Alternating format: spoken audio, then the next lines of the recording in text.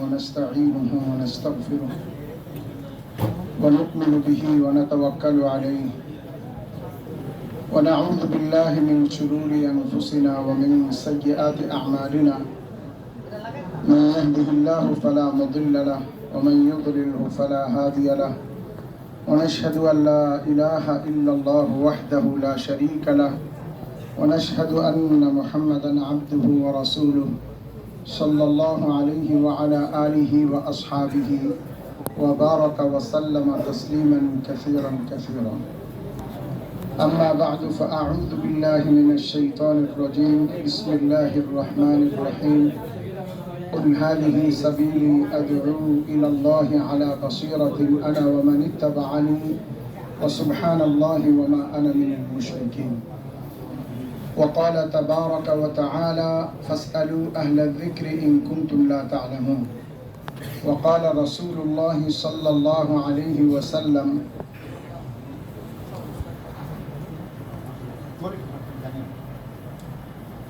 لزوال الدنيا أهون على الله من قتل رجل مسلم. কিন্তু সাধারণত in general যেটা হয় সেটা হলো সিনিয়ররা আগে যাবে, তারপরে এটা সাধারণত এরকম হয়ে থাকে। সেই হিসেবে বলছি যে আমাদের কাছ থেকে, আমাদের বড়দের কাছ থেকে পাওয়া এই তথ্য নির্ভরী কথাগুলি আমি আপনাদের কাছে আমানত স্বরূপ রেখে যাচ্ছি। আপনারা ভবিষ্যতে আপনাদের মধ্যেই কেউ মন্ত্রণালয়ের সচিব হবেন, আপনাদের মধ্যে থেকে কেউ বড় বড় দায়িত্বগুলি প্রাপ্ত হবেন, তখন ওই জায়গাগুলিতে যাতে এরকম কোনো বিষয়বস্তু আপনার সামনে আসলে আপনি যাতে তখন সহি এবং বাস্তব জিনিসের সিদ্ধান্ত নিতে পারেন। দেখা যাবে আপনি আপনার ওই সিদ্ধান্তের কারণে ওই স্কুল কলেজ ইউনিভার্সিটি থেকে যাওয়া সত্ত্বেও এবং সচিবালয় থাকা সত্ত্বেও, মন্ত্রণালয় থাকা সত্ত্বেও আপনার ওই সিদ্ধান্তের কারণে দিন সুরক্ষিত হবে এবং আল্লাহ তাআলা আপনাকে ওই উসিলাতে কাল কিয়ামতের দিন পার করে দিবেন ইনশাআল্লাহ। পথ চলার রাস্তা নয়, জীবনের রাস্তা, আমার লাইফ স্টাইল, জীবন যাপনের তরিকা, সেটা হলো আদউ ইলাল্লাহ আলা বাসীরাতিন, অত্যন্ত ইলমের সাথে, প্রজ্ঞার সাথে, অথেন্টিক ভাবে মানুষকে আমি আল্লাহর দিকে ডাকি। আর এই কাজটা শুধু আমার একার নয়, আমার তো আছেই, ওমান ইত্তাবাআনি, যারা আমার অনুসরণ করবে।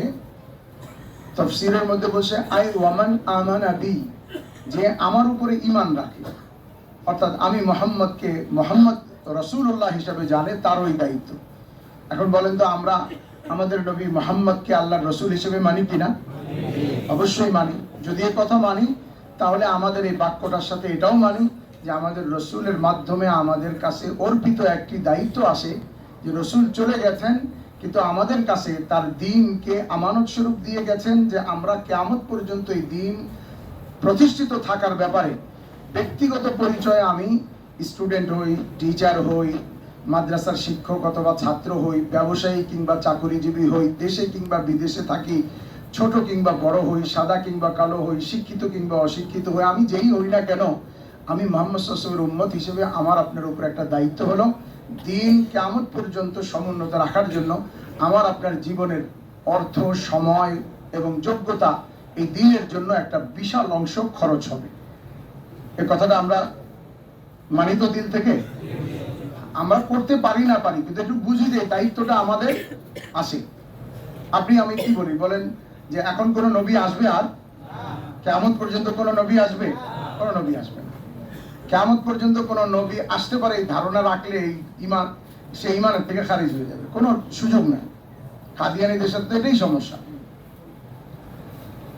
তো যেহেতু রাসূল আসবে না, তাহলে যারা মাদ্রাসায় আসতেছে না, ইলম শিখতেছে না, কোন আল্লাহওয়ালার কাছে যাচ্ছে না, তাহলে যেমন ধরেন রিক্সাওয়ালা, সে সেই সকালবেলা রিক্সা নিয়ে বেরোচ্ছে, মধ্যরাত পর্যন্ত রিক্সা চালায়, ক্লান্ত হয়ে রাতে ঘুমায়, সকালে আবার নিয়ে রিক্সা বের হয়। তাহলে এই লোকটার জান্নাতের পথ দেখানোর ব্যবস্থা মুহাম্মদ সাল্লাল্লাহু আলাইহি ওয়াসাল্লামের এই দ্বীনের মধ্যে আছে কি নাই? নিশ্চয়ই আছে, যেহেতু এটা কমপ্লিট একটা জীবন ব্যবস্থা। সেটা হলো উলামা ইকরাম তারা যেতে পারছেন না, কারণ এদের তো ফুরসত নাই, তাহলে কি করবে?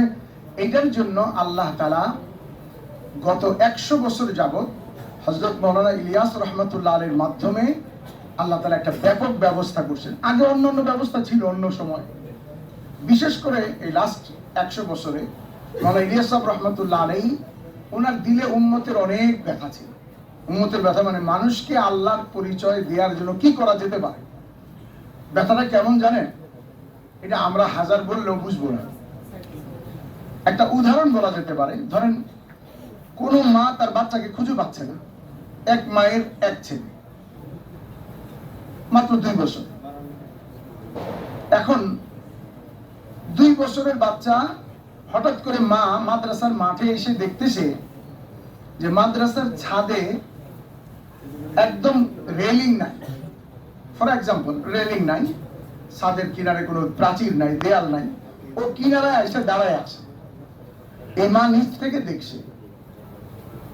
আচ্ছা, এই মায়ের ভিতরের যে কাইফিয়ত, যে তার দিলের সিচুয়েশন, এটা কি আমার পক্ষে বয়ান করা সম্ভব না? আপনাদের জন্য বোঝা সম্ভব।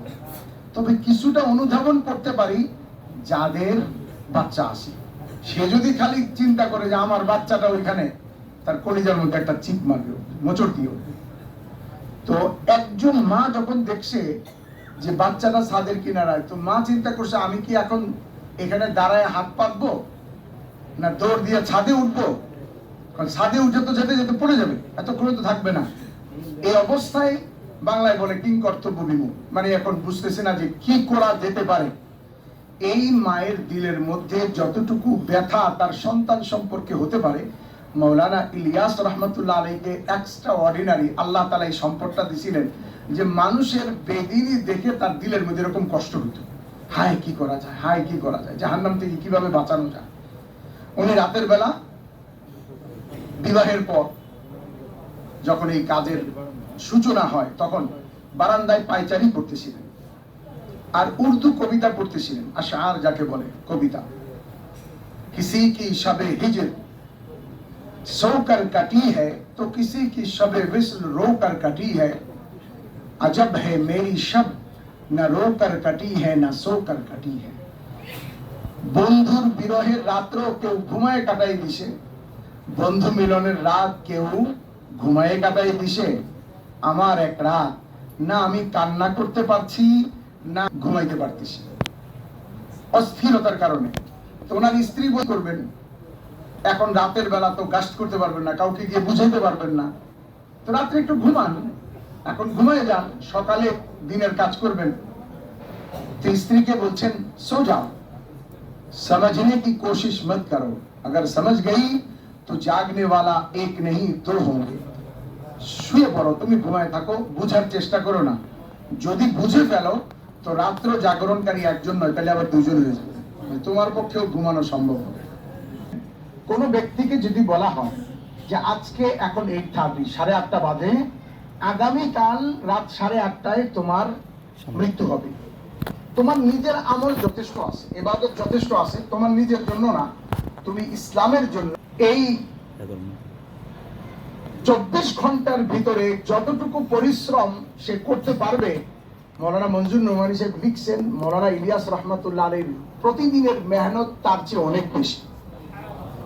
মৌলানা ইলিয়াস সাহেবের মেহনত করে বুঝেন তো, মানে দৌড় ঝাঁপ, এই লাইনে ফিকির করা, গাস্ট করা, দোয়া করা, কান্না করা, যা করা, এই কাজটা ওই লোকটা মৃত্যু নিশ্চিত জেনে 24 ঘন্টায় যতটুকু করতে পারে, মৌলানা ইলিয়াস সাহেবের প্রতিদিনের মেহনত তার চেয়ে বেশি ছিল। এই তার আত্মিক এই সম্পদের কারণে আল্লাহ তাআলা তাকে গিফট স্বরূপ দাওয়াত ও তাবলীগের এই মেহনতটা তাকে আল্লাহ তাআলা দিয়েছেন। এটা খুব বেশি কষ্ট হওয়ার কথা না, বুঝান। আমি তো দেখছি বিগত সরকারের আমলে আমাদের একজন ক্যাবিনেট সেক্রেটারি ছিলেন আনোয়ারুল ইকবাল সাহেব, আমি ওনার সাথে বসছি, এখন আগে বলি নাই কারণ উনি বলতে তখন না করছে, এখন বলতে অসুবিধা নেই। ওনার সাথে আমরা বসছি, তো উনি এই বিষয়টা মানে যথেষ্ট বুঝেন, পড়াশোনা করেছেন, তাবলীগের সময়ও লাগিয়েছেন। তো উনি বলতেছিলেন যে ওই জামানাতে বড় বড় আলেম ছিলেন, কিন্তু আল্লাহ তাআলা মৌলানা ইলিয়াস সাহেবের আত্মিক এই অন্তরের ব্যথার কারণে আল্লাহ তাকে গিফট স্বরূপ এই কাজ দিয়েছিলেন, কিন্তু দুর্ভাগ্যবশত তার বংশের একটা লোকই কাজটাকে নষ্ট করছে। এইটা বলে উনি এই কথাও বলছেন, আমি আল্লাহ পাকের শপথ করে বলছি, উনি এই কথাও বলেছেন, এটাও আমাদের কাছে ইনফরমেশন আছে যে কাজটা ওনার মাধ্যমে যে নষ্ট হয়েছে এটা মোসাদের কারণে, ইসরায়েলের গোয়েন্দা সংস্থার কারণে। এটাও আমাদের কাছে তথ্য নির্ভর খবর আছে। এই কথাটা তখন বলছে, এমনকি আমার কাছে এই কথা আজও রেকর্ড আছে, আমি ওইখানে রেকর্ডও করছিলাম সচিবালয়। তো আমি বলতে চাচ্ছিলাম যে আল্লাহ মাওলানা ইলিয়াস সাহেবকে এই কাজটা গিফট স্বরূপ দিয়েছেন। তো উনি 1924 সালের দিকে হজে যান, আর সেখানে অনেক বেশি কান্দাকাটি করেন। হজের পরে তো সাথীরা অন্যান্য ওই জামানার বড় বড় আলেম ছিলেন, মনে হোসেন আহমদ মাদানী সহ আরো বড়দেরকে বলছি, এনারা নিয়ে তো পারতেছি না। উনি হজে এসে এমন কান্নাকাটি শুরু করছে মদিনাতে তখন। তো অন্যান্যরা বলছে তোমরা চলে যাও, ওনাকে রেখে যাও, ওনার বিশেষ একটা অবস্থা হয়েছে। তো আল্লাহ কিন্তু হচ্ছে না একজন ব্যক্তি। ইলিয়াস সাহেব এই কাজকে শুরু করলেন এবং ওনার জীবদ্দশায় উনি 24 থেকে শুরু করে 44 পর্যন্ত এই 20 বছর উনি কাজ করছেন। হিন্দুস্তানের বাইরে খুব একটা তখন পর্যন্ত কাজ যায় নাই। এরপরে মৌলানা ইউসুফ সাহেব ওনার ছেলে জিম্মাদার হলেন, এরপরে হযরত মৌলানা এনামুল হাসান সাহেব হলেন। এইভাবে এই কাজটা চলে আসছে।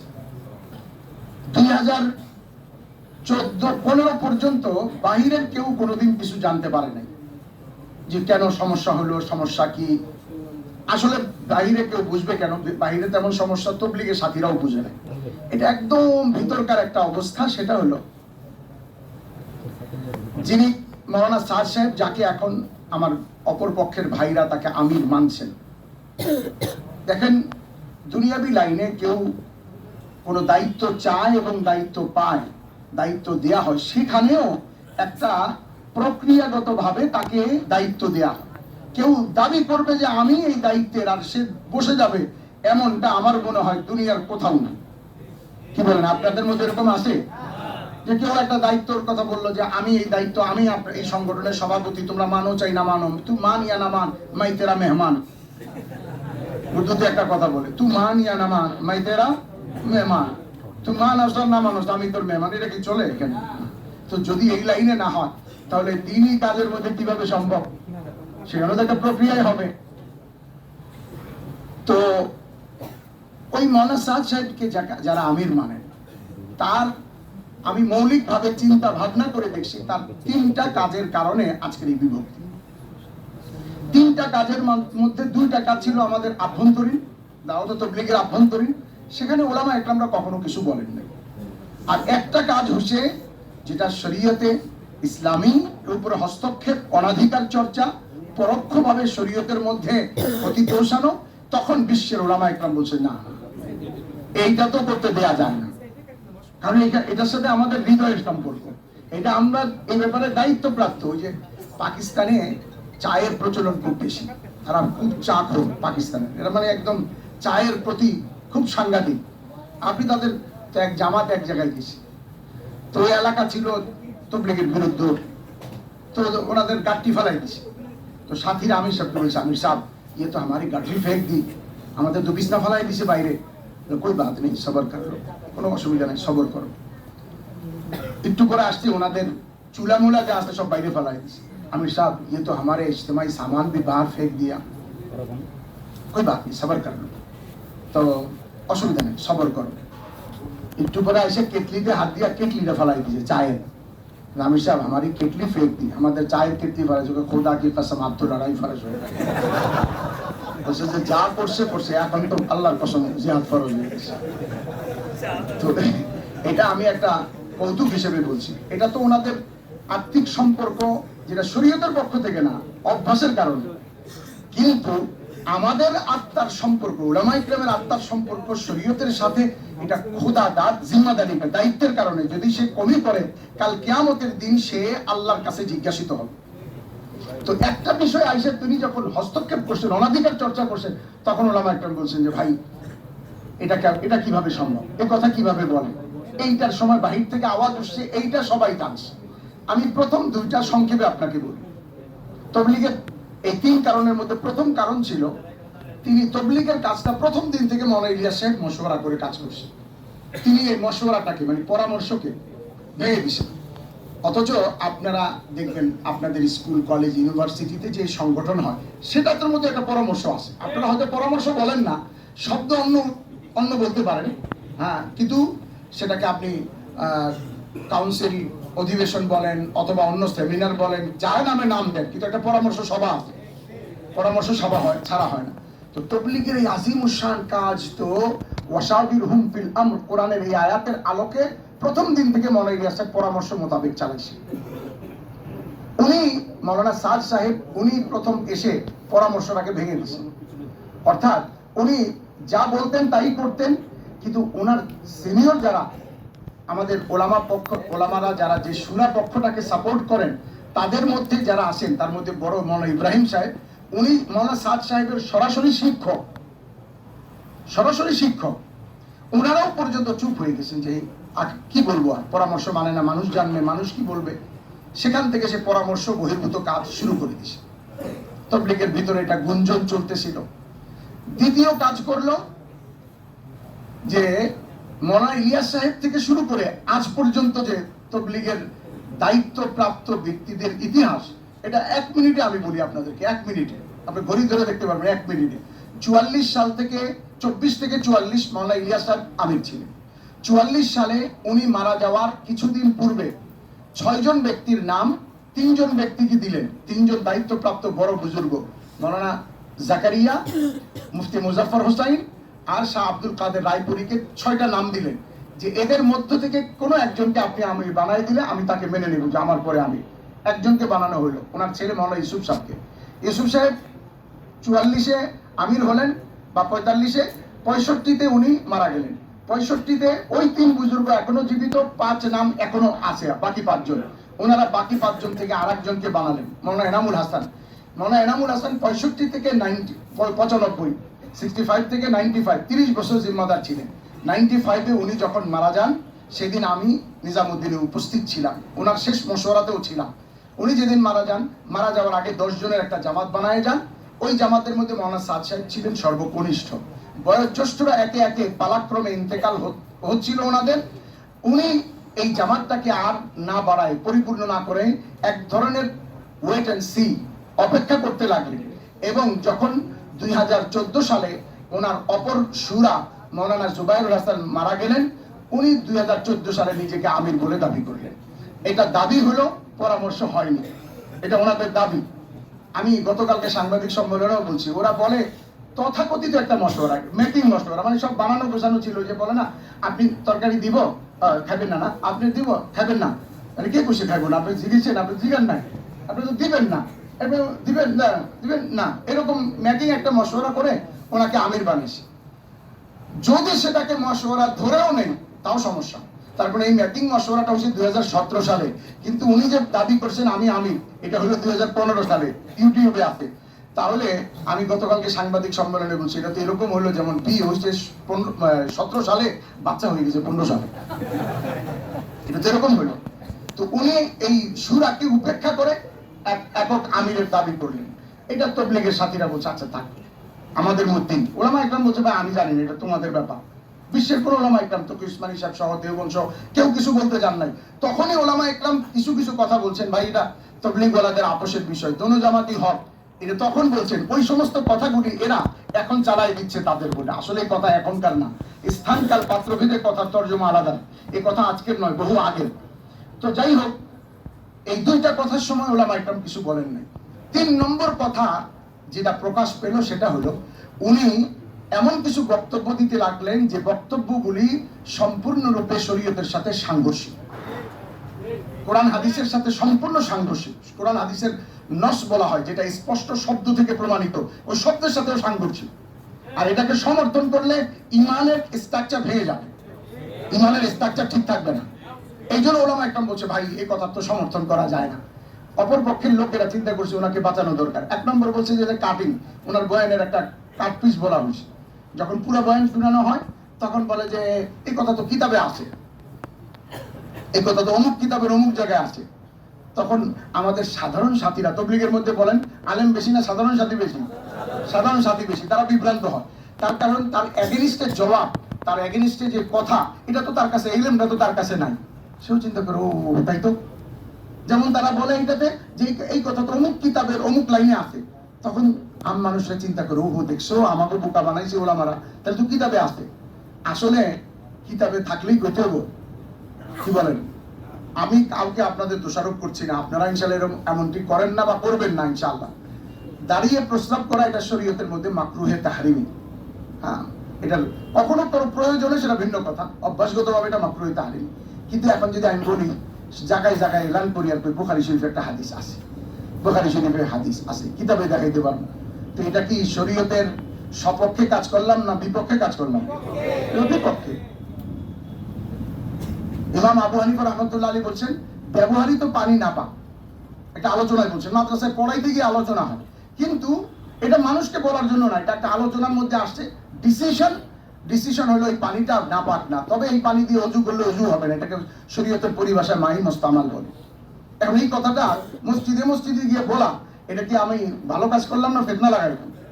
তো উনি এই ধরনের বক্তব্য দিতে শুরু করলেন। আপনারা বলবেন কি বক্তব্য দিছে? আপনারা এই ব্যাপারে শিক্ষিত সমাজ, মাশাআল্লাহ, আপনারা পড়াশোনা করা ছাত্র মানুষ, আপনাদের মধ্যে জ্ঞানান্বেষণের যে ভেতরকার চিন্তাধারা আছে, আপনারা অল্প কথাই বুঝবেন, এরকম কথা শতাধিক আছে। আমি এক দুইটা উদাহরণ আপনাদের সামনে পেশ করি। উনি বিভিন্ন নবীদের দোষান্বেষণ করলেন, আর নবীদের দোষান্বেষণ করা সমস্ত মাসলাকের মধ্যে, চাই হানাফি, হাম্বলি, শাফিঈ, মালিকি, মুকাল্লিদি, গায়রে মুকাল্লিদি, সবার নিকট নবীদের দোষান্বেষণ করা যায় না। যেমন ইঞ্জিনিয়ার বিল্ডিংটা তৈরি করছে, ধরেন মাঝখানে কয়েকটা পিলার, যেটা বিল্ডিং স্ট্রাকচার দ্বারাই বসে। তো ইঞ্জিনিয়ার কি বলে, আপনি যদি ওয়াল দিয়ে রুম করেন, জানলা বড় করেন, ছোট করেন, দরজা লাগান, করতে পারেন, তবে খবরদার আমার পিলারের মধ্যে হাত দিয়েন না, এমনকি আমার পিলারের মধ্যে পেরাকও ঠুকবেন না। তার কারণ বিল্ডিং নির্ভর করে পিলারের উপরে। গোটা মানব জাতির মধ্যে দিন নির্ভর করে নবীদের দিনদারি এবং নবীদের ইসলাম এবং নবীদের আনুগত্য, নবীদের আল্লাহ ফরমাবরদারি ইত্যাদির উপরে। নবীদেরকে যদি দোষান্বেষণ করা হয় আর তাদেরকে ত্রুটিযুক্ত করা হয়, তো ইসলাম আর দ্বীনের স্ট্রাকচারটাই ভেঙে যাবে। উনি তবলিগকে হাইলাইট, বলবেন যে এটা করলেন কেন, ওনার কি ভূতে কামড়াইছে? না, উনি তবলিগকে হাইলাইট করতে চাইছেন, মানে তবলিগটাকে প্রাধান্য দিতে গিয়ে উনি কাজটা করে ফেলছেন ওনার অজ্ঞাত সারে। কিন্তু এটার থেকে আবার ভুল থেকে ক্ষমাও চাচ্ছেন না। উনি বলছেন যে মুসা আলাইহিস সালামের ব্যাপারে একটা কথা বলছে, এমনকি আমাদের ইউসুফ আলাইহিস সালাম সম্পর্কে একটা কথা বলছে। কেন উনি জেলখানায় ছিলেন, তফসিরের ব্যাপার, এগুলি লম্বা আলোচনার ব্যাপার, সময় কম। জাকারিয়া আলাইহিস সালাম কেন গাছের কাছে সাহায্য চাইলেন, এই জন্য ওনাকে দ্বিখণ্ডিত হইছে। কি বুঝাইলেন? যে কারো কাছে সাহায্য চাওয়া যাবে না, আল্লাহর কাছে। এটা তো আমরাও বলি, কিন্তু নবীরে খোঁচা দিলেন কেন? নবীকে তো দেওয়া যায় না, কারণ নবী গাছের সাহায্য বা ব্যক্তিকে বলছেন, এটা তার নবীর দিলের মধ্যে আল্লাহ ঠিকই ছিল, নবী গায়রুল্লাহর কাছে সাহায্য চাই না। নবীদেরকে ব্যাপারে এই ধরনের দোষান্বেষণ করা সর্বসম্মতভাবে এটা নাজায়েজ এবং সম্পূর্ণরূপে এটা আমাদের আকীদা বহির্ভূত কাজ। তিনি একে একে করতে করতে শেষ পর্যন্ত আয়েশা নাউজুবিল্লাহ হুজুর সাল্লাল্লাহু আলাইহি ওয়াসাল্লাম সম্পর্কেও করলেন। হুজুর সম্পর্কে উনি বললেন যে প্রত্যেক স্ত্রীর ক্ষেত্রে অলিমা, মানে আমরা যেটাকে বৌভাত বলি, বিবাহের পরে যে সবাইকে খাওয়ানো হয়, এটা হুজুর সবাইকে খেজুর আর পনির খাওয়াইছে, খেজুর পনির। স্বাভাবিক খানা, এটা আরবের তখন রুটি, গোশত, ভাত এগুলি ব্যয়বহুল ছিল তখনকার সময়। কিন্তু জয়নব রাদিয়াল্লাহু তাআলার ক্ষেত্রে ব্যয়বহুল খরচটা করার কারণে হুজুরের উপরে নাউজুবিল্লাহ কষ্ট আসছে। এটা লম্বা আলোচনা, এখন সময় নাই, খালি এইটুকু বলি। অথচ কোরআন থেকে, আয়াত থেকে প্রমাণিত আল্লাহ তাকে কষ্ট দেন নাই, বরং আল্লাহ তার কষ্টকে দূর করছে। তো উনি এই ধরনের বক্তব্য দেওয়ার কারণে, এই রকম বহু ধরনের কথা বলার কারণে দারুল উলুম দেওবান, যে মাদ্রাসাটি উপমহাদেশ নয় বরং ডাইরেক্টলি ইনডাইরেক্টলি সারা ওয়ার্ল্ডের যত দিনই কাজ হচ্ছে, তার ডাইরেক্টলি কিংবা ইনডাইরেক্টলি সম্পর্ক দারুল উলুম দেওবানের সাথে। সারা আমি উপমহাদেশ আমরা বলতাম, আসলে এটা বলা ঠিক না। আমি আমেরিকাতে গেছি, তো আমেরিকাতে একটা জায়গা আছে রোচেস্টার, বাফেলো হলো নায়াগ্রা ফলসের কাছে একটা সিটি। তো বাফেলোতে একটা জেলখানা কিশোর অপরাধী, মানে যারা 18 বছরের কম তাদের কিশোর অপরাধীদের একটা জেলখানা আমেরিকান গভর্নমেন্ট বিক্রি করবে। কেন? কারণ সভ্য দেশ, সভ্যতার কারণে আসামিদের সংখ্যা বেড়ে গেছে, তো এই জন্য আসামি ধরে না, এটার মধ্যে নতুন জায়গায় বানাবে। সভ্যতার কারণে আসামির সংখ্যা দিন দিন বাড়তেছে, মানে ধোয়ার মতো। তো এখন তারা আর একটা নতুন জেলখানা করবে চকবাজার থেকে কেরানীগঞ্জে, বুঝছেন না? এরকম আর কি। আমাদের গর্ব যে দেখছেন আমাদের জেলখানা আগে চকবাজার চিপার মধ্যে আসিল, এখন কত বিশাল কেরানীগঞ্জে চোটটার জায়গা হয়েছে, কত উন্নত হয়েছে আমাদের দেশ। এটা কোনো গর্বের বিষয় না, এটা লজ্জার বিষয়। আপনারা আশা করি এটা করবেন না। হ্যাঁ, বলে না আমাদের এলাকায় 50 শয্যা বিশিষ্ট হাসপাতাল ছিল, এখন কি হয়েছে 500 শয্যা বিশিষ্ট হয়ে সবাই করতালি দেয়। এটা তো এটা উন্নতির লক্ষণ। মানে আমগো এলাকায় আগে যা রুগী ছিল তার 10 গুণ বেড়ে গেছে। জেলখানা বড় হচ্ছে মানে চোরটা বেড়ে গেছে, এটা তো কোনো ভালো আলামত না। তো যাই হোক, ওই জেলখানাটা দাওয়াত তাবলীগের সাথীরা কিনে মাদ্রাসা তৈরি করছে, আর ওই মাদ্রাসায় শিক্ষক দারুল দেওবন্দের। প্যারিসের মতো জায়গায়, ফ্রান্সে, আমি ফ্রান্সেও গেছি, ফ্রান্সের প্যারিসের মতো শহরে আমাদের এই যে আরজাবাদ মাদ্রাসা যে সিলেবাসে পড়ানো হয়, সেম সিলেবাসে, শুধু মিডিয়া এখানে বাংলা, ওইখানে মিডিয়া হলো আরবি উর্দু। প্যারিসের শহরে দাওরে হাদিস মাদ্রাসা আছে।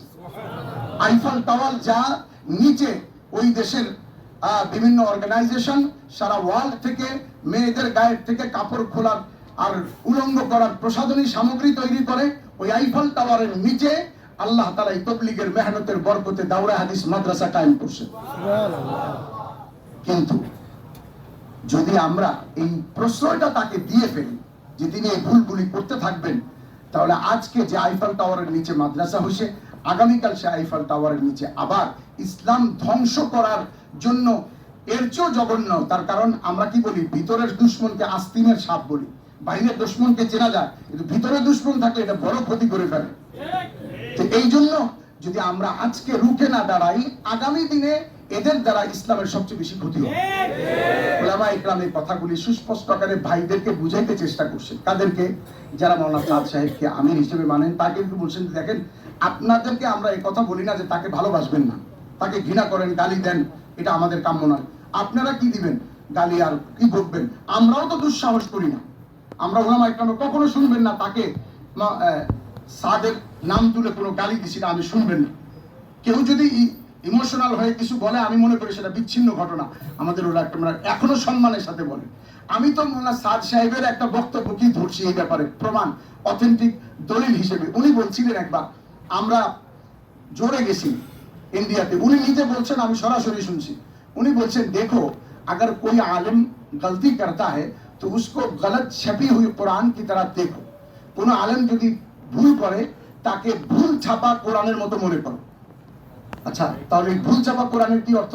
উনি বলছে দেখো, কোন কোরআন শরীফে যদি দেখো যে ওলামা ইকরাম দেখে যে ভুল ছাপছে, ইন্নাহুল লা ইউহিব্বুল কাফিরিনের জায়গায় মুমিনিন দিয়ে দিছে, মুমিনুনের জায়গায় জালিমুন দিয়ে ফেলছে, ইত্যাদি ইত্যাদি ভুল করা আছে, তখন ওলামা ইকরাম বলছে যে এই কোরআন শরীফটা তাকের উপরে রেখে দাও, এই কোরআন শরীফটা কেউ তেলাওয়াত করবে না।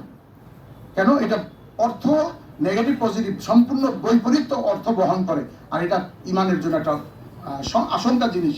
যেহেতু না বুঝে পড়বে, এই জন্য বলছি এটা পড়ো না, রেখে দাও। বলে তাহলে অজু ছাড়া ধরা যাবে তো? না, এটা ভুল যেহেতু। না না না, অজু ছাড়া ধরা যাবে না। তাহলে ফিক্কা মেরে ফালান যাবে? নাউজুবিল্লাহ। বলে না না, তাও ফালান যাবে না। কি করতে হবে? বলে তাকে রেখে দাও। কতক্ষণ রাখবো?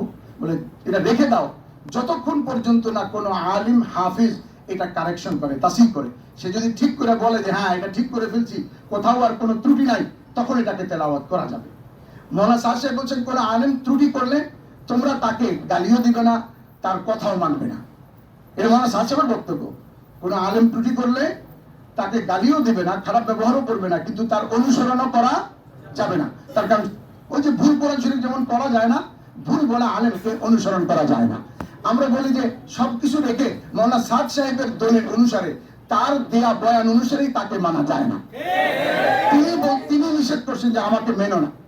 আমরা ওই হিসেবে ভাইদেরকে বলছি ওনাকে তাকে রেখে দেন, নিজামুদ্দিনের তাকের মধ্যে উঠায় রাখেন, আপনি সুরাই নিজামের মেহনত করতে থাকেন।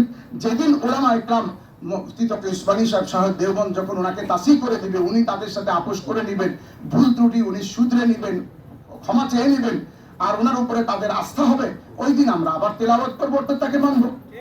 এই কথাটাই আমাদের উলামা ইকরাম ভাইদেরকে বুঝাইতে চেষ্টা করছেন, কিন্তু আমাদের ভাইদের ওই যে কথাটার শরীয়তের উপরে যে হস্তক্ষেপ আর বিভিন্ন রকমের এই ত্রুটি বয়ান, এগুলির এলেম যেহেতু তাদের কাছে নাই, তাদের কথা হলো তু মান ইয়া না মান মাই তারা মেহমান। ওনারা হলো যে ভাই আপনারা মানেন চাই না মানেন, আমরা তো মানছি, উনি আমি সব মানতেই হবে। এমনকি এই এই ধরনের ধৃষ্টতাপূর্ণ বক্তব্য তারা দিয়েছে, এ কথা বলছে যে উনি জাহান্নামে গেলে নাউজুবিল্লাহ আমরাও জাহান্নামে। অথচ এই কথা কোন নবী যাদের নিশ্চিত জান্নাতি তার সম্পর্কেও মানুষ এই ধরনের বক্তব্য সাহাবারা দিয়েছেন বলে কোনো জানা নাই। এই সমস্ত ত্রুটির কারণে ওলামা ইকরাম 2015 থেকে শুরু করে এখন ডিভাইড হয়ে গেছে। ওলামা ইকরাম বলছে ওনার বিভিন্ন বক্তব্য, এই যে আপনাদের প্রত্যেকের কাছে মোবাইল আছে না, অ্যান্ড্রয়েড সেট আছে না আপনাদের কাছে, মাওলানা সাদ সাহেবের কিংবা তাদের পক্ষের সাথীদের যদি আপনি সমর্থন করেন তো তাদের বক্তব্য অনুযায়ী আপনার নামাজ কোনোদিন হবে না। কিন্তু আমাদের ওলামারা এটা বলে নাই। আমাদের ওলামারা বলছে না, ক্যামেরাকে বিনা কারণে ব্যবহার করা ঠিক না, এই ছবি ঠিক না, ভালো না, কিন্তু নামাজ হবে না এই কথা বলতে পারি না। তার কারণ হলো নামাজ ভঙ্গের শরীয়তের যে প্রমাণিত কারণ সমূহ তার মধ্যে এমনটা পাওয়া যায় না যে ছবি কিংবা ছবি তোলার যন্ত্র পকেটে নিয়ে নামাজ পড়লে নামাজ হবে না, এমনটা বলা যায় না। কিন্তু উনি বলছেন ক্যামেরাওয়ালা মোবাইল পকেটে নিয়ে নামাজ পড়লে নামাজ হবে না। উনি বলছেন ভোট দেওয়া হারাম। আমাদের এক ঢাকার আশেপাশের এক জায়গার চেয়ারম্যান সাহেব উনি বলেন যে হুজুর ওরাও তো সংখ্যায় কিছু লোক বুঝেন তো। আমি এক কথা কইছি আর ভালো বুঝে আইছি। আমি বললাম যে ভাই আপনি কিছু মনে করেন না, আপনি বোধহয় ভোটের চিন্তা করেন যে আমার এলাকায় ওরা কিন্তু ভোট দেয় না। কেন? আমি বললাম যে ওরা যারা আমির সাহেব মানছে সে আমির সাহেব করে দিয়েছে ভোট দেওয়া হারাম। তাই নাকি হুজুর? তাহলে তো ভালো সুবিধা হয়েছে, তাহলে তো আমি আপনাকে লগে আছি, আমার হিসাব মিলে গেছে। হ্যাঁ, এবং প্যান করে নামাজ হারাম, উনি বলছে প্যান করে নামাজ হারাম, এটা কেমন কথা হইলো? এই ধরনের উনার বক্তব্যের সাইলাব মানে একটা দুইটা না, মানে প্রথম ছিল সবজিতে ওই যে তিল কালো জিরা দেন অল্প করে, বিভিন্ন খুঁজা পাওয়া যায়, এরকম ছিল। এখন হলো তিলের লাড়ুর মতো, এখানে কতগুলা তিল দিছে এর কোনো হিসাব কিতাব নেই। তিলের লাড়ু, হ্যাঁ, সিরার মোয়া, কয়টা সিরা আছে কোনো হিসাব কিতাব নাই। ওনার বক্তব্যের মধ্যেও এই ধরনের ভুল ভালের কোনো অভাব নেই। এই জন্য দারুল দেওবন্দ থেকে বলা হয়েছে, সারা বিশ্বের ওলামা ইকরামরা এই কথা বলেছেন। আমি আমি আমি আপনাদেরকে বলছি, দেখেন ম্যাসিডোনিয়া, হ্যাঁ, এই দেশের ওলামা ইকরাম লিখিত আকারে জানাইছেন নিউ ইয়র্কের 50 জন আলেম, তার মধ্যে একজন ছাড়া 49 জনে দস্তখত করছেন, একজন করেন নাই, সম্ভবত তিনি তখন ছিলেন না, বা আমি যদি খুব বেশি হলে বলি যে না তাহলে একজন ওনার পক্ষে, তো হলি বা কি হলো 49 জনে দস্তখত করছে যে আমরা সবাই একমত যে দাওয়াত ও তাবলীগের কাজ জরুরি, যেহেতু আল্লাহ আমাদেরকে এই দায়িত্ব দিয়েছেন, তো এই কাজটা জরুরি, এই কাজটা সকলকে করতে হবে, তবে পরামর্শ কেন্দ্রিক শুরাই নিজামের অধীনে করতে হবে।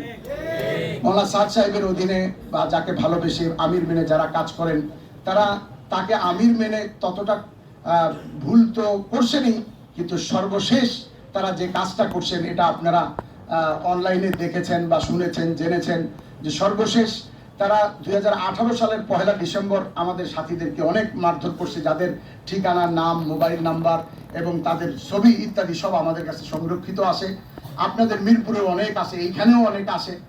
এরপরে 2024 সালে গত 17 ডিসেম্বরের 17 তারিখ, হ্যাঁ 20 তারিখ আমাদের কাছে সরকারের সাথে একটা বৈঠক হয়েছে। আপনারা আমাদের চেয়ে ভালো জানেন, সার্জিস আর হাসানাতের বক্তব্য শোনার পর আপনাদের এটা তো পরিষ্কার হয়ে যাওয়ার কথা যে এই সমন্বয়করা তাদের কাছে গেছে এবং তাদেরকে আশ্বস্ত করছে যে ঠিক আছে আমরা শুরাই নিজামের সাথীদের সাথে কথা বলে মাঠ তোমাদেরকে 5 দিন দেওয়ার চেষ্টা করব, কিন্তু আপনারা আমাদেরকে আশ্বস্ত করেন যে 5 দিন পরে 25 তারিখে মাঠ ছেড়ে দেবেন। বলছে হ্যাঁ। এই কথার দাওয়াত নিয়ে তারা কাকরাইলে আসছেন, মুরব্বীদের সাথে আলোচনা করতেছেন। ইন দ্য মিন টাইম এই সময় তারা ময়দানে হামলা করে এবং সার্জিস ও হাসানাতেরা দুইজনেই মুরব্বীদের কাছে অত্যন্ত লজ্জিত হন এবং বলেন এরা তো আমাদের কথার বাইরে, আমাদেরকে ভিলেন বানাই দিছে এবং সম্পূর্ণরূপে আমাদের কথার বাইরে কাজ করছে।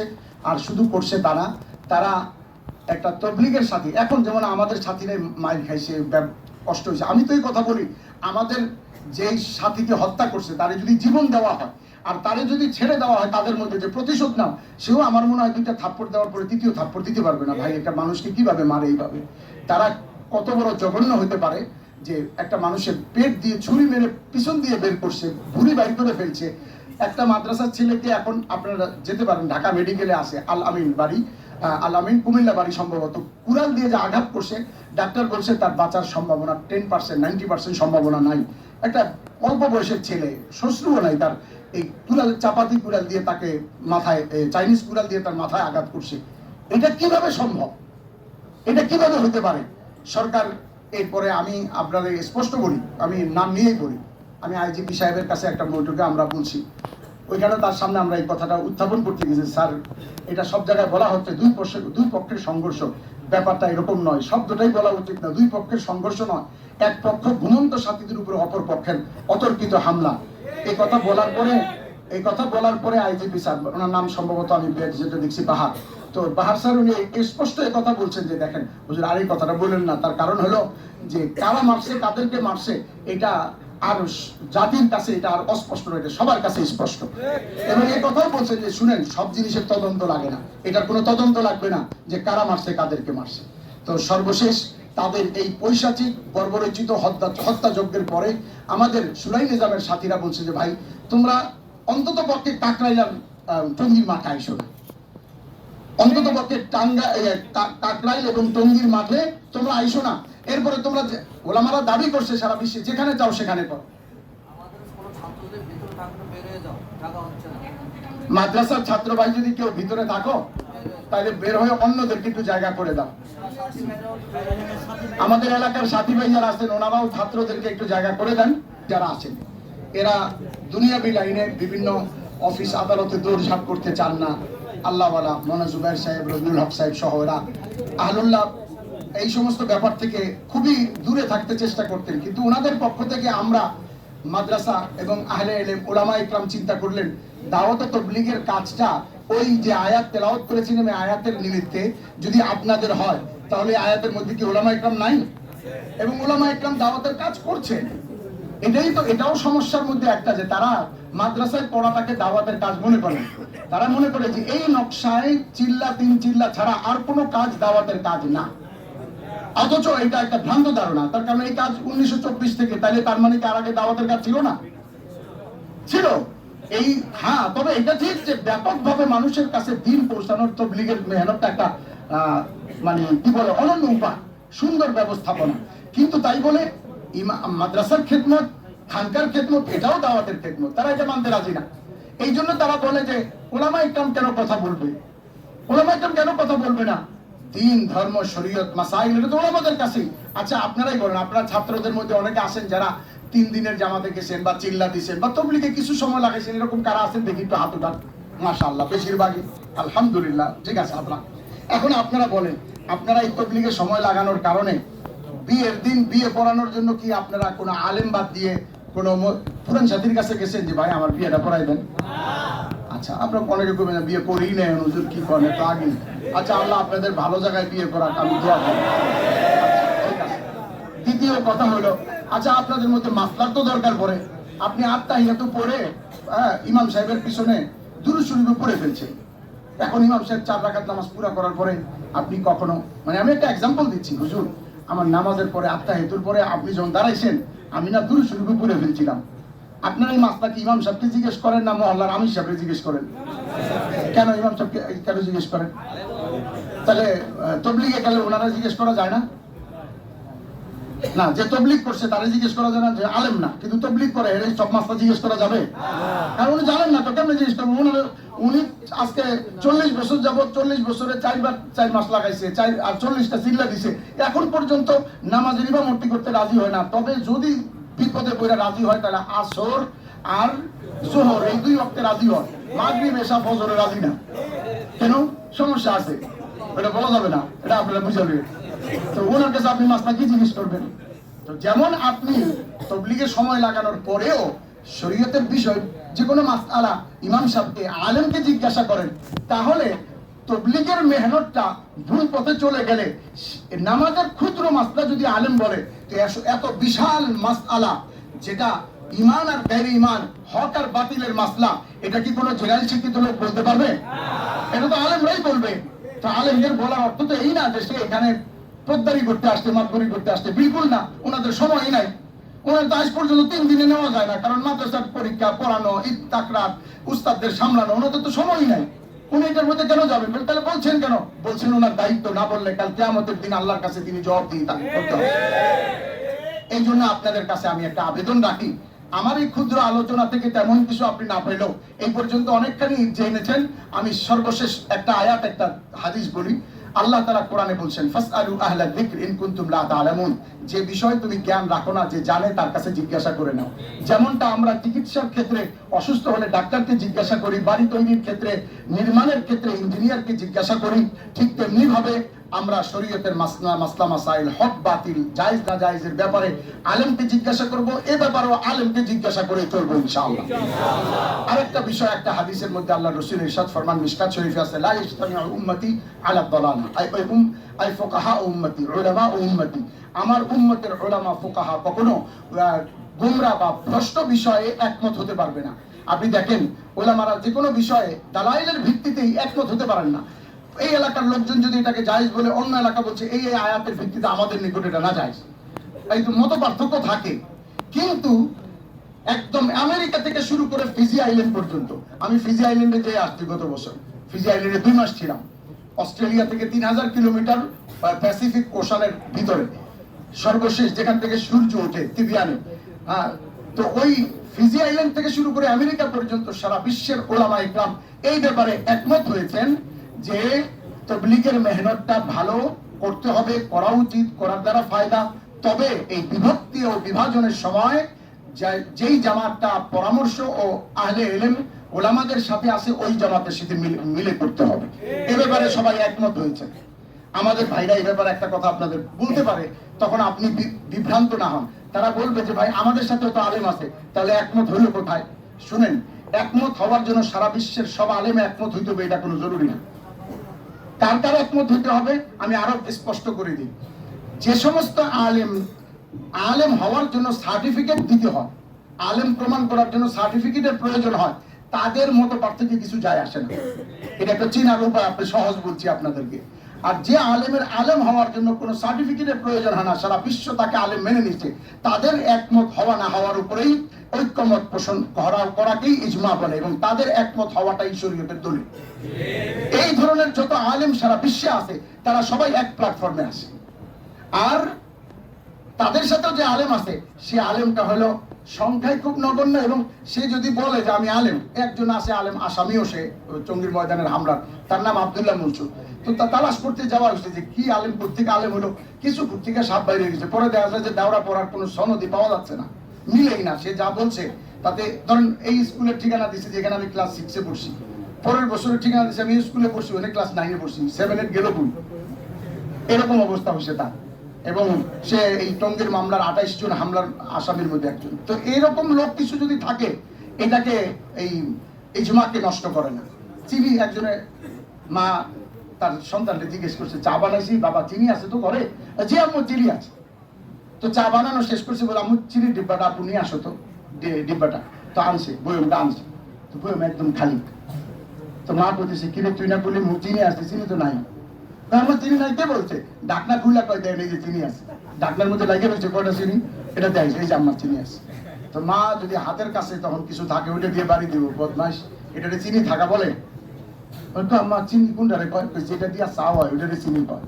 তো ঠিক তেমনি ভাবে তারা আমাকে লগে কিছু আলেম আছে, বুকটার মধ্যে কিছু গুড়া লাগিয়ে রয়েছে, এই গুড়া দেখায় যে আমরা সাথে আলেম আছে, এটারে আলেম থাকা বলে। একদম আমেরিকা থেকে শুরু করে, তকি উসমানী থেকে শুরু করে, দেওবন্দ থেকে শুরু করে, জামিয়া নিউ টাউন করাচি থেকে শুরু করে, আর হিন্দুস্তানের দেওবন্দ থেকে শুরু করে, ডাবেল থেকে শুরু করে, বাংলাদেশের লালবাগ থেকে শুরু করে, কামরাঙ্গীরচর থেকে শুরু করে, মিরপুর থেকে শুরু করে, ফরিদাবাদ থেকে শুরু করে, বা চট্টগ্রামের হাটাজারি থেকে শুরু করে, একদম ফিজি আইল্যান্ড পর্যন্ত সারা বিশ্বের সকল প্রতিষ্ঠান, সকল দারুল ইফতার, সকল ওলামা এক প্ল্যাটফর্মে আসে। সুতরাং আমি আহ্বান করবো আপনাদেরকে যে আপনারা আপনাদের স্টুডেন্ট এবং আপনাদের অর্গানাইজেশন থেকে, আপনাদের প্ল্যাটফর্ম থেকে যতদূর হকের আওয়াজ পৌঁছানো যায়, আপনারা এটা পৌঁছাইবেন যে ইনশাআল্লাহ তাবলীগের কাজ করব এবং ওলামাদের সাথে মিলে করবো ইনশাআল্লাহ। এবং তারা যদি আপনাদেরকে কোনো জায়গায় কোনোভাবে সাদিয়ানি পক্ষ তার আপনাদেরকে বুঝাইতে আসে, তাদেরকে স্পষ্ট বলেন যে ভাই আপনি আমারে বুঝাইবার চেষ্টা করেন না, তার কারণ এই বিষয়ে আমার নলেজ কম। আপনি আমাদের আরজাবাদ মাদ্রাসায় যান, গিয়ে আমাকে মোহতামিম সাহেবরে বুঝান। যদি তারা বুঝাইতে পারেন আমি আপনার সাথে লিখিত ওয়াদাবদ্ধ করতেছি, তাহলে আমি মেনে নিই। সহজ কথা। তার কারণে আপনি যদি আইসা কাউকে বলেন এই ওষুধ খাইয়েন না, এটা সাইড এফেক্ট, এটাই সমস্যা, এটাই সমস্যা, আপনি কি বলবেন? আমার অত কথা কয়ে লাভ নাই, আমার যে ডাক্তার দেখছে আপনি ডাক্তারে গিয়ে বুঝান আমার এই অ্যান্টিবায়োটিক কে দিছে আর গ্যাস্ট্রিকের ওষুধ এটা কি লেগে দিছে। ডাক্তার যা লিখবো আমি ওটাই খাবো, আপনি যত কথা এখন আপনার কথা আমি শুনবো না। আমি আপনাদেরকে আহ্বান করবো যে আপনারা এই প্ল্যাটফর্মে জমা হয়ে যান। আপনাদেরকে দিয়ে আল্লাহ তাআলা সারা বিশ্বে দাওয়াতের তবলিগের মাধ্যমে দ্বীন প্রচার প্রসারে আল্লাহ আপনাদেরকে ব্যবহার করবেন ইনশাআল্লাহ। ওয়া আখিরু দাওয়ানা আলহামদুলিল্লাহি রাব্বিল আলামিন।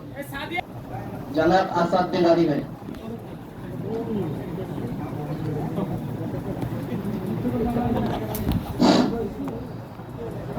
উপস্থিত মিরপুরের সকল সংগ্রামী বিপ্লবী ভাইরা আমার এবং মাদ্রাসার ছাত্রবৃন্দ, ওস্তাদ বিন্দু, মিরপুরের আলেম বিন্দু, সবাইকে আসসালামু আলাইকুম। আসলে এই আলোচনাটা আয়োজন করার জন্য আপনাদেরকে অসংখ্য ধন্যবাদ। কারণ আসলে আপনাদের ইন্টারনাল যে বিষয়গুলো বিভিন্ন সময় হয়ে থাকে এগুলো সম্বন্ধে আসলে সাধারণ যারা জেনারেল ছাত্র আছে তারা আসলে এই বিষয়গুলো সম্বন্ধে অবগত থাকে না। এর ফলে দেখা যায় যে আপনাদের বা কোনো জায়গায় যদি একটা ঝামেলা তৈরি হয় তো সেখানে ছাত্ররা যদি ইনভলভ হয় তো দেখা গেছে ছাত্ররা এই বিষয়ে অবগত না হওয়ার ফলে যদি এখানে ইনভলভ হওয়ার ফলে আমাদের ছাত্রদের যে এই জুলাই অভ্যুত্থানের ফলে একটা ক্লিন ইমেজ তৈরি হয়েছে, সোসাইটিতে যে একটা গ্রহণযোগ্যতা তৈরি হয়েছে, সেই গ্রহণযোগ্যতা যদি তারা ভুলগুলোতে যদি ইনভলভ হয়ে থাকে তাহলে সেই গ্রহণযোগ্যতা একটা ঘাটতি চলে আসে। তো সেই জায়গা থেকে তাদেরও জানাশোনার জায়গাটা তৈরি হলো, পজিটিভ নেগেটিভ জানতে পারলো।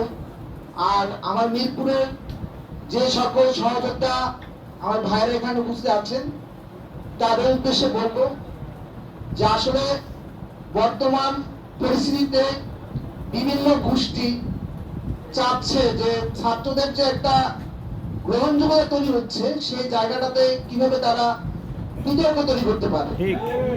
কারণ ছাত্রদেরকে যদি বিতর্কিত করতে পারে তাহলে এই অন্তর্বর্তীকালীন সরকারের যে লেজিটিমেসি আছে, গ্রহণযোগ্যতা আছে, সেই জায়গাটাতেও তারা বিতর্ক তৈরি করতে পারে। কারণ এই অন্তর্বর্তীকালীন সরকারের লেজিটিমেসি কি? ছাত্ররা। আপনারা এই সরকারের লেজিটিমেসি, আপনারা বিতর্কিত মানে সরকার বিতর্কিত। তো এই জন্য আপনাদের প্রতি আমার উদ্দেশ্য আহ্বান থাকবে যে আপনারা যে কোনো জায়গায় যে কোনো প্রবলেম হোক একটা মানুষের যদি ইনভলভ হন, আগে বিষয়টা আপনাদের সামনে বক্তব্য দিবে আমাদের জাতীয় নাগরিক কমিটির কেন্দ্রীয় যুগ্ম আহ্বায়ক মোহাম্মদ আরিফুল ইসলাম আদিব ভাই। বিসমিল্লাহির রহমানির রহিম। নাহমাদুহু ওয়া নুসাল্লি আলা রাসূলিল কারীম। আম্মা বা'দ। ফাআউযু বিল্লাহি মিনাশ শাইতানির রাজীম। বিসমিল্লাহির রহমানির রহিম।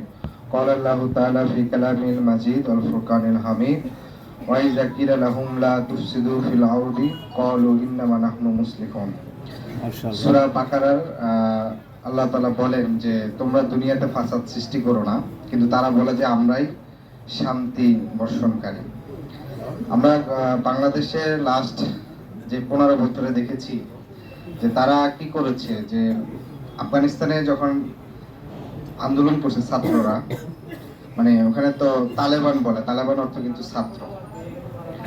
বাংলাদেশে তালেবান শব্দটাকে কি মানে সন্ত্রাস এই হিসাবে প্রতিষ্ঠা করেছে, ঠিক না? এই গত 5ই আগস্ট যখন পালায়ে গেছে দেশ থেকে, এরপর থেকে তাদের একটাই উদ্দেশ্য ছিল যে কোনো জায়গায় হত্যা, মানে একটা মৃত্যু তাদের এটা লাগবে। কেন? কারণ মৃত্যু হলেই বাহিরের রাষ্ট্রে এটা প্রচার করতে পারবে যে তাদের দেশে শান্তি নাই। এর মধ্যে আপনারা দেখবেন যে বিভিন্ন কলেজের সাথে যে সংঘর্ষ হইল, এরপরে সর্বশেষ যে টঙ্গীর ইজতেমায় যেভাবে 3 জন, মানে সর্বশেষ মনে হয় আরো 2 গুরুতর মারা হয়েছে।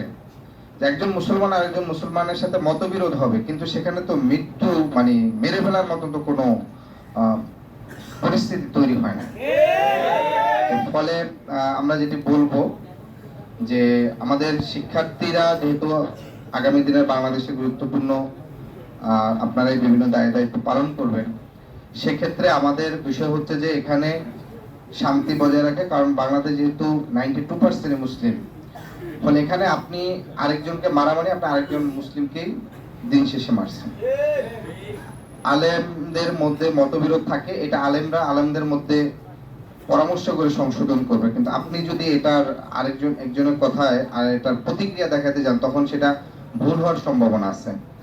আমি ছোট একটা উদাহরণ দিব। আমি যখন নেসারাবাদ মাদ্রাসা পড়ছিলাম তখন আমাদের যে ইমাম ছিলেন তিনি একটা কথা বলছিলেন যে একজন বুজুর্গ সে বনে গেছে, তার সাথে একটা ভাল্লুক মানে পাহারাদার হিসেবে ছিল। একটা মাছি খুব ডিস্টার্ব করতেছিল, মানে মাছিটা বারবার তার নাকে এসে বসতেছে, হুজুর ঘুমাচ্ছিল। ভাল্লুক সে তো বুঝে না, তার তো জ্ঞান নাই, সে কি করছে মাছি মারার জন্য একটা ইট মেলা মারছে। মাছি তো বসা ছিল নাকের উপর, ইটে এসে পড়ছে হুজুরের মাথায় এবং সে কিন্তু মারা গেছে। মানে এটার মূল অর্থটা হচ্ছে এটা যে আপনার কিন্তু এই বিষয়টা খুব বেশি জানাশোনা নাই। আপনি যদি এইটার একটা প্রতিক্রিয়া দেখাইতে যান তখন এটা আরো বরঞ্চ ওই হুজুরের জন্য হতে আরো এটা নেগেটিভ হইতে পারে। তো এখানে যেটা করছে যে আমরা দেখি যে লাস্ট 7-8 বছরে বিভিন্ন গ্রুপ আছে, বিশেষ করে সালমান এফ রহমানের মাধ্যমে একটা গ্রুপ আমরা দেখছি যারা প্যাট্রোনাইজ করছে, মানে একটা অংশকে যারা প্যাট্রোনাইজ করছে, তারা সংখ্যায় কম থাকলে তাদেরকে বেশি দেখানো, তাদেরকে বিভিন্ন ধরনের করা। তো সেই জায়গা থেকে বলবো বাংলাদেশে দীর্ঘদিন ধরে কওমি মাদ্রাসা ঐতিহাসিক ভূমিকা পালন করে আসছে। এটা সামাজিক দৃষ্টিভঙ্গির জায়গা থেকেও, আমি বিশ্ববিদ্যালয়ে পড়ার পরে সাংবাদিকতা করেছি, সেখানে একটা দেখবেন যে আমাদের দেশে একটা মন্ত্রণালয় আছে সমাজসেবা অধিদপ্তর, সেখান থেকে পিছিয়ে পড়া জনগোষ্ঠীর জন্য বিভিন্ন বরাদ্দ দেওয়া হয়। সেটার একটা বিষয় হচ্ছে যে ঢাকার শহরে আপনারা যতগুলো বস্তি দেখেন, যতগুলো পড়াশোনার বাহিরে যত ছেলে পেলে দেখেন, গ্রামে কিন্তু এটা দেখা যায় না। কারণটা হচ্ছে গ্রামে অধিকাংশ জায়গায় ক্ষেত্রে পর্যাপ্ত কিন্তু কওমি মাদ্রাসা থাকে। ঢাকার শহরে যে কওমি মাদ্রাসাগুলো, এগুলো কিন্তু শুধু ঢাকার না, বাংলাদেশের যত এতিম আছে, যত মানে যার কোনো আসলে অভিভাবক নাই, তাকে ন্যূনতম আশ্রয়, তাকে মানুষ হিসেবে গড়ে তোলার ক্ষেত্রে কিন্তু বড় একটা ভূমিকা রাখে। এই যে সোসাইটিতে তার যে একটা বড় ভূমিকা, এই কওমি মাদ্রাসাগুলো না থাকলে আপনি দেখতেন যে ঢাকা শহরে আরো বেশি, মানে যেটাকে আমরা বলি যে অভিভাবকহীন জনসংখ্যা, এটার মানে আরো বেশি বাড়তো, বস্তির সংখ্যা আরো বেশি বাড়তো। ফলে তাদের যে কন্ট্রিবিউশন গুলো, সেই কন্ট্রিবিউশন গুলো আমাদের মূলধারা সোসাইটিতে স্বীকৃতি দিতে হবে এবং তাদের এই কন্ট্রিবিউশনটাকে আমাদের জায়গায় নিয়ে আসতে হবে। এখন আপনাদের সামনে বক্তব্য দিবে, আমরা আসলে যাকে স্লোগান মাস্টার হিসেবে চিনি, আমাদের বৃহত্তর মিরপুরে 10 নম্বর গোল চত্বরে আমরা একজনকে দেখেছি মাইক হাতে, যে স্লোগান দিয়ে আমাদেরকে অনুপ্রেরণা জুগিয়েছে। আমাদের বৃহত্তর মিরপুরের অন্যতম প্রতিনিধি, ছাত্র প্রতিনিধি মোহাম্মদ তানিম সিফাত ভাই। আসসালামু আলাইকুম। উপস্থিত আছেন সংগ্রামী সহযোদ্ধারা এবং আমার এই মাদ্রাসার ভাইয়েরা এবং আলেমরা, সবাইকে সালাম জানাচ্ছি।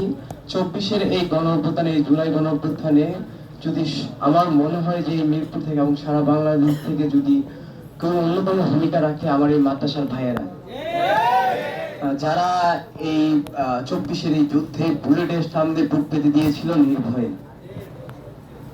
তো আসলে বাংলাদেশ একটা মুসলিম দেশ, আসলে আমার হোমটাউন হলো ভোলাতে। তো আপনারা সবাই জানেন যে জামাতের জন্য বা কি বলে দিনে কাজের জন্য এবং দিনে মেহনতের জন্য ভোলাকে ধরা হয়। আমি ওরকম একটা জায়গা থেকে উঠে এসেছি। আমি ছোটবেলা থেকেই তাদের সংস্পর্শে আমাকে বড় হয়ে ওঠা। তো আজ এই যে ইস্তেমার যে 4 জন আমার ভাইরা হত্যা হয়েছে, তাদেরকে হত্যা করা হয়েছে এবং 100 শতাধিকের উপর মানুষ আহত, হসপিটালের কাটাচ্ছে। তো এইরকম একটা মুসলমান, একজন মুসলমানকে এইভাবে হত্যা করবে, এইভাবে জখম করবে, এটা আসলেই একটা ভালো বড় দিক না। আমরা তো মুসলমান, তাই না?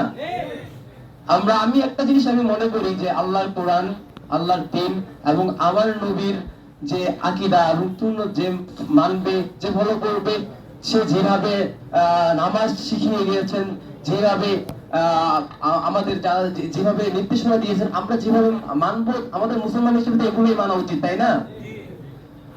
তো এই বিভাজন কেন? তা আমাদের হুজুররা যারা আছেন তারা অনেক ধরনের তাৎপর্য আপনাদেরকে বুঝিয়ে দিয়েছেন, আশা করি আপনারা বুঝছেন যারা ছাত্র ভাইয়েরা। আসলে আমি মাদ্রাসার স্টুডেন্ট না, হয়তো বা ওইভাবে বুঝিও কোরআন এবং আপনাদের মতো কথা বলতে পারবো না। তো আমি সর্বশেষ একটা কথাই বলবো, সত্য এবং সত্যের পথে, আমার নবীর দেখানোর পথে এবং আমার আল্লাহ যে কোরআন গুলো দিয়েছে ওই পথে যে চলবে, আমরা তাদেরকে সমর্থন করবো। আপনারা কি বলেন? আমি শেষ একটা স্লোগান দিয়ে যাবো, নারায়ে তাকবীর, নারায়ে তাকবীর। ধন্যবাদ আমাকে এখানে আমন্ত্রণ করার জন্য। আর আসলে আমার ভালো লাগতেছে, যারা এত ধর্মপ্রাণ মুসলিম আছি সবাই আমাকে আমার জন্য দোয়া করবেন ইনশাআল্লাহ। ইনকলাব জিন্দাবাদ।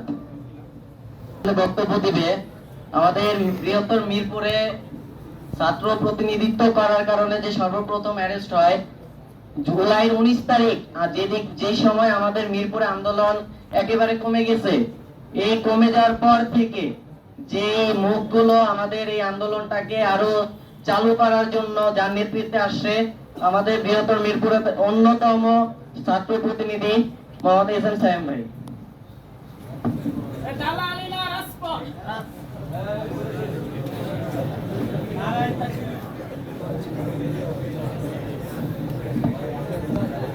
আসসালামু আলাইকুম। আমি তাবলিগ বিষয়ে অল্প করে বলি। আমি কয়েকবার গেছি তাবলিগে, একবার 3 বার, একবার 3 দিনের, একবার 10 দিনের, আরেকবার গেছি 3 দিনের। তো বিষয় হচ্ছে যে আমি তাবলিগের বিষয়ে কিছুটা অবগত। এখানে যে বিষয়টা দাঁড়াইছে যে ছাদপন্থী যুবায়রপন্থী, তাই তো? এরকম বিষয়। আচ্ছা, এরকম এই বিষয়টা এখন যেটা মেজর চলতেছে দেশে। যাই হোক, আমি বলি, আমি একটা হাদিস পড়ছিলাম এই তাবলিগে যাওয়ার পরে, ওই আমাদের যে করে মানে সকালে খাওয়ার পরে যে আমরা ওই হাদিস নিয়ে বসা হয় যে বিষয়টা থাকে, ওইটা আমি পড়ছিলাম যে কোন মুসলিম ভাই যদি অপর মুসলিম ভাইকে বিনা কারণে হত্যা করে, সে যেন পুরো জাতিকে হত্যা করলো, পুরো দুনিয়ার সকল হত্যা করলো। তো যারা এই হত্যাকাণ্ড ঘটেছে তারা পুরো জাতিকে হত্যা করেছে। তাদের এই পাপের ফল বা তাদের যে এই কাজ, সেটার ফল তারা ইনশাল্লাহ পাবে। আর বিষয় হচ্ছে যে আমরা এই কথা যদি বলি, মাদ্রাসার কথা বা ইমানি শক্তির কথা বলি, আমি আপনাদের ছোট করে যদি 19 তারিখের ঘটনা, শুক্রবার ছিল, কোন ইন্টারনেট ছিল না, সকল নেটওয়ার্ক অফ ছিল, শুধুমাত্র মোবাইলে কথা বলা যেত, তাও কিছু কিছু পয়েন্টে বলা যেত না। যখন মিরপুর 10-এ তারা জামাল লাগাইছিল, ওখানে কথাও শোনা যেত না, আসতো না, আর সব জায়গায় ছিল 2G। এরকম ছিল অবস্থান। আমরা জুমার নামাজে যখন আন্দোলনের শুরুতে ঢুকি, জুমার নামাজে তখন আমাদের চেক করে করে ঢুকানো হয়েছে, এবং যখন বের হই, বিশেষ করে নুরানি মাদ্রাসা, তারপর 10 নম্বর ওই ফরগট রয়েছে, তো চেক করে করে বের। তো আমরা তখন বের হওয়ার সাহস পাইনি, আমরা এদিক ওদিক বিভিন্ন চাষটা বিভিন্ন জায়গায় ছিলাম। একদল মাদ্রাসা ছাত্ররা, মানে বিষয়টা এমন ছিল যে কারো হাইট 5 ফুটের উপরে, মানে একদম বাচ্চারা, এরা সর্বপ্রথম স্লোগান দিয়ে ওই সিটি কর্পোরেশনের সাইডের রোডটা দিয়ে তারা সর্বপ্রথম আসে। 20 থেকে 30 জন ছিল। ওই যে মাদ্রাসার ছাত্ররা ছিল, তাদের ওই স্পিডে আমরা 10 মিনিটের মধ্যে মোটামুটি 2000 হয়ে গেছে, কিন্তু স্পিডটা তারাই রেখেছিল। এটা ছিল তাদের ইমানি শক্তি, আলহামদুলিল্লাহ। তো তাদের একজনের সাথে আমার কথা হচ্ছে, তাদের জিজ্ঞেস করছিলাম যে বিষয় হচ্ছে কি, যে তোমরা এই বাচ্চা মানুষ তোমরা কেন আসলা বা সাহস করে চাইলা? তো এক বাচ্চা আমাকে এরকম বলছিল, দেখেন হুজুর বলছে যে এখন মরলে নাকি শহীদ হওয়া যাবে, বিনা হিসাবে জান্নাতে যাওয়া যাবে। এটা ছিল তাদের ইমান শক্তি। আর তাদের আরেকটা বলছিল যে আমরা ছোট মানুষ, আমাদের গুলি করবে না। তো দেখেন তাদের ইমানি জজবা। তো যাই হোক, আমি বক্তব্য দীর্ঘায়িত করবো না। আমার কথা হচ্ছে, আপনি যুবয়ের পন্থী হন, ছাত্রপন্থী হন, যে পন্থী হন কোন, আপনি হকের সাথে আছেন, আমরা আপনার সাথে আছি। আপনি হকের সাথে নেই, আমরা আপনার সাথে নেই। একদম স্পষ্ট কথা, আপনি যে পন্থী হন, যেদিকে যান, আপনি ইমানের সাথে চলবেন, হকের সাথে চলবেন, আমরা আপনার সাথে আছি। আপনি হকের পথে থাকবেন না, ইমানের পথে থাকবেন, আমরা আপনার সাথে নেই। ধন্যবাদ। ধন্যবাদ সবাই আমাদের বৈষম্য বিরোধী ছাত্র আন্দোলনের দায়িত্বশীল ব্যক্তিবর্গ। আমাদের এখন দোয়া হবে ইনশাআল্লাহ, দোয়ার মাধ্যমে আমাদের এই মজমা ইনশাআল্লাহ সমাপ্ত ঘোষণা করা হবে। তার আগে শুধু এতটুকু বলতে চাই যে আমাদের মিরপুরে ছাত্র আন্দোলন আমরা যারা করেছি শুরু থেকে আমরা দেখেছি যে জেনারেল ছাত্রদের সাথে কওমি মাদ্রাসার ছাত্ররা সরাসরি ইনভলভ ছিল। বিশেষ করে সিফাত ভাই এই বিষয়টা জানে যে 6 নম্বর যে বাজার মসজিদ এবং মাদ্রাসা কমপ্লেক্স, এইখানে যখন আমাদেরকে নামতে দেওয়া হয় নাই, তো মাদ্রাসার ছাত্ররা তালা ভেঙে তারপরে আমাদের এই আন্দোলনে শরীক হয়েছে। তো আমি এতটুকু বলতে চাই যে ওই মসজিদ এবং মাদ্রাসা, ওইখানেই আমার জন্ম, ওইখানেই আমি বড় হয়েছি। ছাত্র আন্দোলনে যখন আমি শুরু থেকে যাই 17 জুলাই ঢাকা ভার্সিটিতে আমি গিয়েছিলাম, তখন মিরপুরে আন্দোলন শুরুই হয় নাই। ওখানে যাওয়ার পরে রাতে আমি একটা লাইভ করেছিলাম। ওই লাইভ দেখার পরে আমাদের যারা সাতপন্থী ভাইয়েরা আছেন মিরপুর 6 নম্বরে, ওনারা আমার এই লিস্ট, আমার নাম এবং মোবাইল নাম্বার পল্লবী থানায় দিয়ে দিছে। এবং তারা একটা কাজ করছে, সেটা হলো আমাদের এলাকার কাউন্সিলর বাপ্পি সাহেব এবং আমাদের বাপ্পির আশেপাশে আমাদের সভাপতি সাহেব যারা ছিল, তাদের কাছেও আমার নাম দিয়ে দেয়। দেওয়ার পরে তারা আমাকে খুবই খোঁজাখুঁজি করে, কিন্তু আমি তখন পলায়ন করে অন্য বাসায় ছিলাম, এরপরে আন্দোলনের সাথে শরীক হয়েছি। তা আমি এতটুকু বলতে চাই, যারা আওয়ামী লীগের দোসর ছিল, আন্দোলনের সময় যারা আন্দোলনে শরীক হয়েছে, তাদের লিস্ট করে আওয়ামী লীগের দোসর হয়ে আওয়ামী লীগের নেতাদের কাছে যারা লিস্ট জমা দিয়েছিল, তারা কোনো দেশের কখনোই তারা কল্যাণকার হতে পারে না। আর এখানে এখনো যারা মাস্তানি করতেছে, তারা পূর্বের সময়ও আওয়ামী লীগের সময় আওয়ামী লীগের সমস্ত সংগঠনের সাথে তারা জড়িত ছিল। আমি এতটুকু বলবো, যারা ছাত্র ভাইয়েরা আছেন, আমাদের এই সোনার বাংলাদেশ, আমাদের জীবনের বিনিময়ে আমি আমার এই হাতে আল্লাহর কসম করে বলি, 10 নম্বরে কমসে কম 50টা লাশ, বিভিন্ন থানায় লাশ এবং আহত নিহত ব্যক্তিদেরকে আজমল হসপিটাল, আল হেলাল হসপিটাল, আমাদের এই পাশে কি বলে ন্যাশনাল হসপিটাল, কি বলে গ্যালাক্সি হসপিটাল, এইখানে কিন্তু আমি অনেকগুলি লাশ উঠেছি। কিন্তু আমি এতটুকু বলতে চাই, আমাদের এই আন্দোলনের সময় কিন্তু কোনো বিভাজন ছিল না। বর্তমানে যারা আমাদের বৈষম্য বিরোধী ছাত্র আন্দোলনের দায়িত্বশীল আছেন, আমি কালশী ইসলামী হাই স্কুলের সেম কথাটা বলেছিলাম যে আমাদের মধ্যে এই বিভাজন তৈরি করেছে কে? আমাদের এই বিভাজন তৈরি করার মূল মাস্টারমাইন্ড ছিল এই সাতপন্থী এরতেজা সহ যারা আছে আওয়ামী লীগের দোসর, তারা করেছে, যাতে এই মাদ্রাসার ছাত্ররা বাংলাদেশের কোনো ভালো একটা অবস্থানে না যেতে পারে। এজন্য আমাদের দায়িত্বশীল ভাইদেরকে, আপনাদেরকে আমি বলবো যে এই দিনের বিষয় উলামায়ে কেরাম আমাদের রাহবার, আল উলামা ওয়ারাসাতুল আম্বিয়া, সমস্ত নবীদের জিম্মাদারি আল্লাহ তাআলা কাদেরকে দিবেন? উলামায়ে কেরামকে। এজন্য আমাদের দায়িত্বশীল ভাইদেরকে বলবো যে আপনারা হকের সাথে থাকবেন। একটা শুধু কথা বলি, হক কাকে বলে? ইস্তেমার ময়দানে দাওয়াতের মেহনত করে কোনো ব্যক্তি কাউকে হত্যা করতে পারে না, কোনো দিনের দায় কাউকে জখম করতে পারে না। কিভাবে? আমি 2 দিন আগে ঢাকা ভার্সিটি আমি ঢাকা মেডিকেলে গিয়েছিলাম। তো ওইখানের অবস্থা দেখে আমি আমার চোখের পানি ধরে রাখতে পারি নাই, যে মানুষকে কোনোভাবে এভাবে ছুরি দিয়ে এভাবে কি করতে পারে না, তাকে জখম করতে পারে না। সাধারণ মানুষই পারে না, দিনের দায়ী হয়ে এসে কিভাবে এই কাজ করে বলেন? তারা হলো ভারতের দালাল। তাদেরকে এখনই আপনারা চিহ্নিত করেন এবং তাদের ব্যাপারে আইনি ব্যবস্থা যে প্রক্রিয়া চলতেছে, এই প্রক্রিয়ায় আপনারা আমাদেরকে সহযোগিতা করেন ইনশাআল্লাহ। সবাই ভালো থাকবেন, সুস্থ থাকবেন। এখন আমাদের মাঝে ইনশাআল্লাহ দোয়া হবে। প্রিন্সিপাল, বাংলাদেশ কওমি মাদ্রাসা শিক্ষা বোর্ডের সহ সভাপতি, মিরপুর আঞ্চলিক বোর্ডের সম্মানিত সভাপতি, আমাদের মিরপুরের মান্যবর আলেম-ই-দ্বীন হযরত মাওলানা বাহাউদ্দিন জাকারিয়া সাহেব সংক্ষিপ্ত আলোচনা পেশ করবেন, এরপর আব্দুল কুদ্দুস সাহেব দোয়ার মাধ্যমে শেষ হবে। তবে একটু অনুরোধ জানাই, লম্বা মজমা, আপনারা যারা লেখাপড়া শেষ করবেন, শেষ করার পর আল্লাহ রাস্তা বের হবেন, ওলামায়ে কেরামের তত্ত্বাবধানে বের হবেন ইনশাআল্লাহ। আর বৃহস্পতিবার সুযোগ পাইলে 11:30 আমাদের মার্কাজ, ওখানে ওলামায়ে কেরামের তত্ত্বাবধানে জরুরি মশওয়ারা হয়, আলোচনা হয়। আমরা বৃহস্পতিবারের সুযোগ পাইলে ওলামায়ে কেরামের মার্কাজে শরীক হব ইনশাআল্লাহ, চেষ্টা করব। আসসালামু আলাইকুম ওয়া রাহমাতুল্লাহি ওয়া বারাকাতুহু। আলহামদুলিল্লাহি ওয়া কাফা ওয়া সালামুন আলা ইবাদিল্লাযিনা ইসতাফা, আম্মা বা'দ। ফাআউযু বিল্লাহি মিনাশ শাইতানির রাজীম। বিসমিল্লাহির রাহমানির রহিম। ইহদিনাস সিরাতাল মুস্তাকিম, সিরাতাল্লাযিনা আন'আমতা আলাইহিম গায়রিল মাগদুবি আলাইহিম ওয়ালাদ দাল্লিন। আমিন। আজকের এই মুবারক মজলিসে উপস্থিত 2024-এর নতুন স্বাধীনতা লাভের বীর মুক্তিযোদ্ধা ছাত্র ভাইরা এবং মিরপুরের বিভিন্ন মাদ্রাসার ওলামায়ে কেরাম, তাবলীগের সাথী ভাইয়েরা, লম্বা আলোচনা করার অবকাশ নেই, রাত্রি অনেক হয়ে গেছে, শীতের রাত্রি।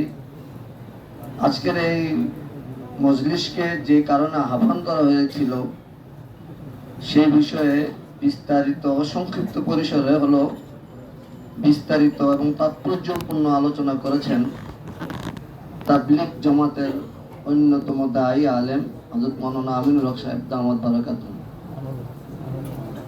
আমাদের যারা আজকে তাবলীগ জামাতকে কেন্দ্র করে আমরা দুটো শব্দ ব্যবহার করে দিই পরিচয়ের ক্ষেত্রে, সাতপন্থী, জুবায়েরপন্থী। আসলে আমরা স্পষ্ট করে বলতে চাই এখানে এই কথাটা, আমরা কোনো পন্থী না, আমরা ব্যক্তি পূজারি না, ব্যক্তিকে অনুসরণ করি না। আমরা দেখি যারা বা যিনি সঠিক নীতি আদর্শ উপর আছেন তাকে আমরা অনুসরণ করি, তার সাথে আমরা চলার চেষ্টা করি। আর যে ব্যক্তি বা যারা বা যে গোষ্ঠী নীতিভ্রষ্ট এবং তাবলীগ জামাতের যে নীতিমালা আছে এবং শরীয়ত কর্তৃক যে সীমাবদ্ধতা দেওয়া আছে এর বাইরে যারা চলে, যারা বক্তব্য দিবে, তারা আমরা বিরোধী। তো এই ক্ষেত্রে এসে আমাদের পরিচয় দেওয়া আমরা জুবায়েরপন্থী, মূলত আমরা জুবায়েরপন্থী না, আমরা তাবলীগপন্থী। এবং তাবলীগ বিশ্বব্যাপী যে শুরাই নিজামের মাধ্যমে পরিচালিত হচ্ছে, যেহেতু শুরাই নিজাম শুরা পদ্ধতির মাধ্যমে পরিচালিত হচ্ছে এবং একক কোনো ব্যক্তির প্রভাব এখানে খাটে না, প্রভাব বিস্তার করতে পারে না, পরামর্শের ভিত্তিতে যে সিদ্ধান্ত গৃহীত হয় সেই সিদ্ধান্ত আলোকে পরিচালিত হয় এবং দেখা যায় একক সিদ্ধান্ত এখানে কেউ কার্যকরী করতে চায় না। আর একক সিদ্ধান্ত কার্যকরী করার যে মানুষদের স্বৈরাচারী মানসিকতা। আমরা বিগত 15 বছর এক স্বৈরাচারের জাতাকলে আমাদের রাষ্ট্র, জনগণ নিষ্পেষিত ছিল। আমরা চাই না এই বিশ্বব্যাপী যে দিনের দাওয়াতের মেহনত চলছে এটা কোনো এরকম স্বৈরাচারের করতলে এসে, তার হাতে এসে এই মানুষ বিভ্রান্তির শিকার হোক, মানুষ দিন থেকে দূরে সরে যাক, আমরা এটা চাই না। আমি আলোচনা দীর্ঘায়িত আমি শেষ করে দিচ্ছি। আজকে এখানে জুলাই গণ অভ্যুত্থানের ছাত্র ভাইরা, বিপ্লবী মুক্তিযোদ্ধারা এখানে এসেছেন। আপনাদেরকে আমরা আমাদের এই প্রতিষ্ঠান বা তাবলীগ জামাত বা মিরপুরের ওলামায়ে কেরাম সকলের পক্ষ থেকে আন্তরিক মোবারকবাদ জানাই, ধন্যবাদ জানাই, আপনাদেরকে স্যালুট জানাই। কারণ যে স্বৈরাচার আমাদের দেশে আমাদের কথা বলার স্বাধীনতা হরণ করে নিয়েছিল, আমাদের যে স্বাধীনভাবে আমরা বিচরণ করব, স্বাধীনভাবে বাংলাদেশে চলাচল করব, সেই নিরাপত্তাটুকু আমাদের ছিল না। এমনকি ঘর থেকে কোনো মানুষ বেরিয়েছেন, বাসা আবার নিরাপদে সুস্থ শরীরে ফিরে আসতেন, সে নিশ্চয়তা বাংলাদেশে ছিল না।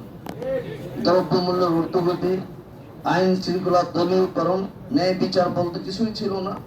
এমন এক পরিস্থিতি আপনাদের রক্তের বদৌলতে, আপনাদের কোরবানির বদৌলতে, আপনাদের সংগ্রামের বদৌলতে, আপনাদের শাহাদাতের বদৌলতে আমরা পেয়েছি। আপনার কৃতজ্ঞতা শুকরিয়া জানাই। এবং বিশেষ করে এই জন্য আমরা বলি, আমরা 1971 সালেও স্বাধীনতা পেয়েছিলাম, কিন্তু 1971 সালে স্বাধীনতা পাওয়ার পর সেকুলারের নাম দিয়ে আমাদের এই দেশকে, এই দেশের ধর্মপ্রাণ মুসলমানদেরকে দিন ধর্ম থেকে দূরে সরে রাখার একটা চক্রান্ত চলেছিল। এটা স্পষ্ট জিনিস, এটা আমাদের সকলে বুঝতে হবে। 71-এর পরে ভারতীয় লোভিষ্টদের কারণে এখানে ভারতীয় হিন্দু সংস্কৃতি এমন আমদানি করেছিল যে মুসলমানরা তাদের ধর্মীয় সংস্কৃতি এবং সভ্যতা নিয়ে বসবাস করবে, আমার পরিবেশটা নষ্ট করে দিয়েছিল তারা। কিন্তু এই 2024-এর গণ অভ্যুত্থানের পর ছাত্র জনতার যে বিপ্লব গঠিত হয়েছে, যে স্বাধীনতা আমরা লাভ করেছি, এখানে ছাত্র জনতার সতর্কতা এবং সচেতনতার কারণে ওই সেকুলার গোষ্ঠী এখানে চেপে বসতে পারেনি। আজকে বাংলাদেশে আমি যতটুকু জানি, আমার জানা মতে বাংলাদেশ স্বাধীনতার পর ঢাকা ইউনিভার্সিটিতে কোনো সিরাতুন নবী মাহফিল হতে পারেনি এবং রাষ্ট্রীয় অনেক গুরুত্বপূর্ণ স্থানে ধর্মীয় অনুষ্ঠান করা যায় না। এবং আওয়ামী লীগ শাসন আমলে ঢাকা ইউনিভার্সিটি কাওয়ালের অনুষ্ঠান করতে গিয়েছিল কিছু ছাত্র ভাইরা, তাদেরকে পিটিয়ে উঠিয়ে দেওয়া হয়েছিল। কিন্তু গণ অভ্যুত্থানের পর ঢাকা বিশ্ববিদ্যালয়ে সে কাওয়ালের অনুষ্ঠান হয়েছে এবং সিরাতুন নবী, আমার নবীর জীবনী নিয়ে মাহফিল হয়েছে। ঢাকা ইউনিভার্সিটিতে হিন্দু ধর্মাবলম্বীদের অনুষ্ঠান করার স্বাধীনতা আছে। জাতীয় সংসদ চত্বরে খ্রিস্টানরা বড়দিন উদযাপন করে, কিন্তু আমরা মুসলমান সংখ্যাগরিষ্ঠ দেশ, এই দেশে মুসলমানরা কোনো ধর্মীয় অনুষ্ঠান যদি উদযাপন করতে যেতাম আমাদেরকে সব জায়গায় বাধার সম্মুখীন হতে হতো। এমনকি ওয়াজ মাহফিলের মতো যে বিষয়টা, এটা বাঙালি সংস্কৃতির অবিচ্ছেদ্য অংশ হয়ে গিয়েছে। ওয়াজ মাহফিল আবহমানকাল থেকে চলে আসছে। এই ওয়াজ মাহফিল গ্রাম থেকে নিয়ে তৃণমূল থেকে নিয়ে শহর পর্যন্ত আসে। ওয়াজ মাহফিল এক সময় আমাদের গ্রামের ভাষা বলে তো ধর্মসভা, কিন্তু বর্তমানে আওয়ামী লীগ আমলে এই ওয়াজ মাহফিল করতে যে অনেকের অনুমতি, অনেক নেতা নেত্রীদের, এমপি কাউন্সিলরদের নাম দিতে দিতে যারা ওয়াজ, যারা বক্তা, যারা ওয়াজ করবে তাদের নামের জায়গাটা পোস্টারে থাকতো না, এমন একটা পরিস্থিতি ছিল। সেই পরিস্থিতিতে আপনাদের বদৌলত আমরা পেয়েছি, আমরা আপনাদের শুকরিয়া আদায় করি। তো আপনাদের কাছে আমাদের অনুরোধ থাকবে যে যে চেতনা, যে স্পিরিট নিয়ে বাংলাদেশকে স্বৈরাচার মুক্ত করেছেন, সেই চেতনার মৃত্যু আগ পর্যন্ত ধারণ করতে হবে। সেই চেতনা, সেই আদর্শকে মৃত্যু আগ পর্যন্ত ধারণ করতে হবে, এবং বাংলাদেশে আগামীতে যারা সরকার আসবে তারা যাতে এই স্বৈরাচারের অনুসরণ করে আর কোন স্বৈরাচারের রূপ ধারণ করতে না পারে, আমাদের সকলের ঐক্যবদ্ধভাবে সেভাবে সজাগ থাকতে হবে। আমরা যদি এই ব্যাপারে সজাগ থাকি, সতর্ক থাকি, তাহলে আমরা একটা সুন্দর বাংলাদেশ, আগামীর বাংলাদেশ গড়তে পারবো। নতুবা ক্ষমতার পালাবদল আসবে, আবার স্বৈরাচাররা ক্ষমতা আসবে। যাই হোক, আমি আরো আলোচনা দীর্ঘায়িত করবো না। আবারও আপনাদের শুকরিয়া আদায় করছি, আরো শুকরিয়া আদায় করছি যে তবলিগ জামাতের সাথী ভাইরা এই আয়োজন করেছেন, আপনাদের সাথে বসার সুযোগ করে দিয়েছেন, তাদের শুকরিয়া আদায় করি। আর আপনাদের অনুরোধ করব, সত্যকে উপলব্ধি করব। আজকাল যে সাতপন্থী বলা হচ্ছে বা জোবাইরপন্থী বলা হচ্ছে, জোবাইরপন্থী, আমি আগে বলছি আমরা কোনো জোবাইরপন্থী না ব্যক্তিপন্থী না। আমাদের সাথে বিরোধগুলো কেন? কোনো ব্যক্তি কেন্দ্রিক বা ব্যক্তিগত স্বার্থের বিরোধ নেই। তারা ধর্মের অপব্যাখ্যা করে, যে সমস্ত বিষয় নিয়ে দাওয়াত ও তবলিগের ময়দান ইলিয়াস রহমতুল্লাহ যে নীতিমালা তৈরি করে গিয়েছেন, দাওয়াত ও তবলিগের একটা প্ল্যাটফর্মটা হলো আপামর জনতার কাছে ইসলামের শান্তির বার্তা পৌঁছিয়ে দেওয়া। ইসলাম যে একটা শান্তির ধর্ম, ইসলাম যে আখেরাত পারকালীন জীবনে মানুষকে মুক্তি দিতে পারে এবং দুনিয়াতেও শান্তি দিতে পারে, যে বার্তা, এই বার্তা মানুষের কাছে পৌঁছিয়ে দেওয়া। তো এই পৌঁছানোর ক্ষেত্রে এই প্ল্যাটফর্ম থেকে কোনো মাসলা মাসাইল বর্ণনা করা নিষেধ। কারণ যাদের সম্মুখে বলা হবে তারা এটা সবাই সমভাবে নিতে পারবে না। আবার কিছু বিষয় আছে যেমন যেগুলো আকীদাগত বিষয়, এই বিষয়গুলো সাধারণ মানুষ, আম জনতা সবাই সমানভাবে নিতে পারবে না। তাই জটিল বিষয়গুলো সাধারণ মজলিসে বলা নিষেধ। এটি বলতে হয় মজলিসের ধরন অনুযায়ী। এখানে সাদ সাহেব এমন কিছু বিতর্কিত বক্তব্য দিয়েছেন যেটা আমাদের মুসলিম সমাজে বিভ্রান্তি সৃষ্টি করে। এই বিতর্কিত বক্তব্যের কারণে, তার কর্মকাণ্ডের কারণে আমরা তাকে সমর্থন করি না। সেখানে কোন সময় আক্রমণটা করেছে, আক্রমণ সময়টা বেছে নিয়েছে কোন সময়টা? যে সময় মানুষ তাহাজ্জুদ করে, যে সময় মানুষ ঘুমিয়ে থাকে, যে সময় আল্লাহর রহমত আকাশ থেকে বর্ষিত হয়, এমন একটা সময় সেখানে ধর্মের লেবাসে তবলিগের নাম দিয়ে তারা দেশীয় অস্ত্র নিয়ে নিরীহ, ধুমন্ত এবং নামাজরত মানুষের আক্রমণ করেছে। এটা বর্বর আক্রমণ। এটা মানে ইতিহাসের পথে এরকম আক্রমণের দৃষ্টান্ত খুব কম খুঁজে পাবে। ইংরেজ আমল হয়েছিল, কিন্তু ইংরেজ বিতাড়িত হওয়ার পরে এই ধরনের আক্রমণ আর এই আমাদের উপমহাদেশে আর হয় নাই। ভারতে হতে পারে, কিন্তু বাংলাদেশে এটা হয় না। এখন নীল বর্বরিত আক্রমণ, নৃশংস আক্রমণ, এটা ওদের পক্ষে সম্ভব যারা ধর্মের নামে খুন খারাপিতে বিশ্বাসী। আমরা কোনো খুন খারাপিতে বিশ্বাসী না, আমরা শান্তিতে বিশ্বাসী।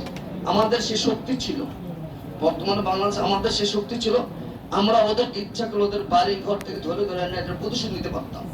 কিন্তু আমাদের বড়রা ধৈর্য, সহনশীলতা সাথে সবসময় পরিস্থিতি মোকাবেলা করতে পারে, আমরা সেটা করে যাচ্ছি, ইনশাআল্লাহ ভবিষ্যতেও করব। আমি আপনাদের আবার শুকরিয়া আদায় করি, সকলের থেকে দোয়া চাই এবং দোয়া করবেন সবাই যে এই মেহনতটা সঠিকভাবে পরিচালিত হয়। এবং আমাদের মিরপুর, বৃহত্তর মিরপুর, যারা বিভিন্ন মসজিদে এই সন্ত্রাসী গোষ্ঠী আশ্রয় নিতেছে, আপনাদের কাছে অনুরোধ থাকবে এই বিষয়ে আপনাদের সতর্ক দৃষ্টি রাখবেন। কারণ এই সন্ত্রাসী গোষ্ঠী মসজিদ, আল্লাহর ঘরের পবিত্রতাতে বিনষ্ট না হয়, তারা বিনষ্ট করতে না পারে, এই দিকে খেয়াল রাখবেন। ও আলহামদুলিল্লাহ রাব্বিল আলামিন। বিরোধী ছাত্র আন্দোলনের প্রিয় সহযোদ্ধারা এবং আজকে আগে সমাজ কর্তৃক আয়োজিত এই আলোচনা সভায় উপস্থিত সবাইকে আমার আন্তরিক শুভেচ্ছা সালাম জানাচ্ছি। আপনারা সবাই জানেন সূরা আল ইমরানে একটা কথা বলা আছে যে তোমরা আল্লাহর রশিকে শক্ত করে আঁকড়ে ধরো এবং পরস্পরের মধ্যে বিভেদ সৃষ্টি করো না।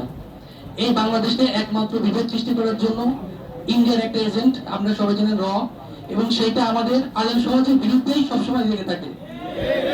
এরা কখনো চায় না এই ভারত উপমহাদেশের, বিশেষ করে দক্ষিণ এশিয়ার বাংলাদেশ যে একটা ইসলামিক একটা দেশ কায়েম হোক কিংবা একটা ইসলামে এখানে প্রসার হোক, সেটা কখনোই ভারত বাংলাদেশ সৃষ্টি হওয়ার থেকেই কখনো চাইনি।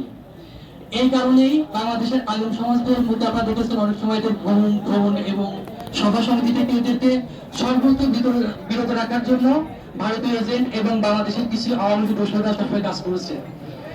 আমি মিরপুর 10-এ যখন দায়িত্ব পালন করতাম তখন আমি সব থেকে বেশি বিশ্বাস করতাম আমার এই কওমি এই আলেম সমাজের উপর। এরই একটা জ্বলন্ত প্রমাণ আপনাদের দিচ্ছি।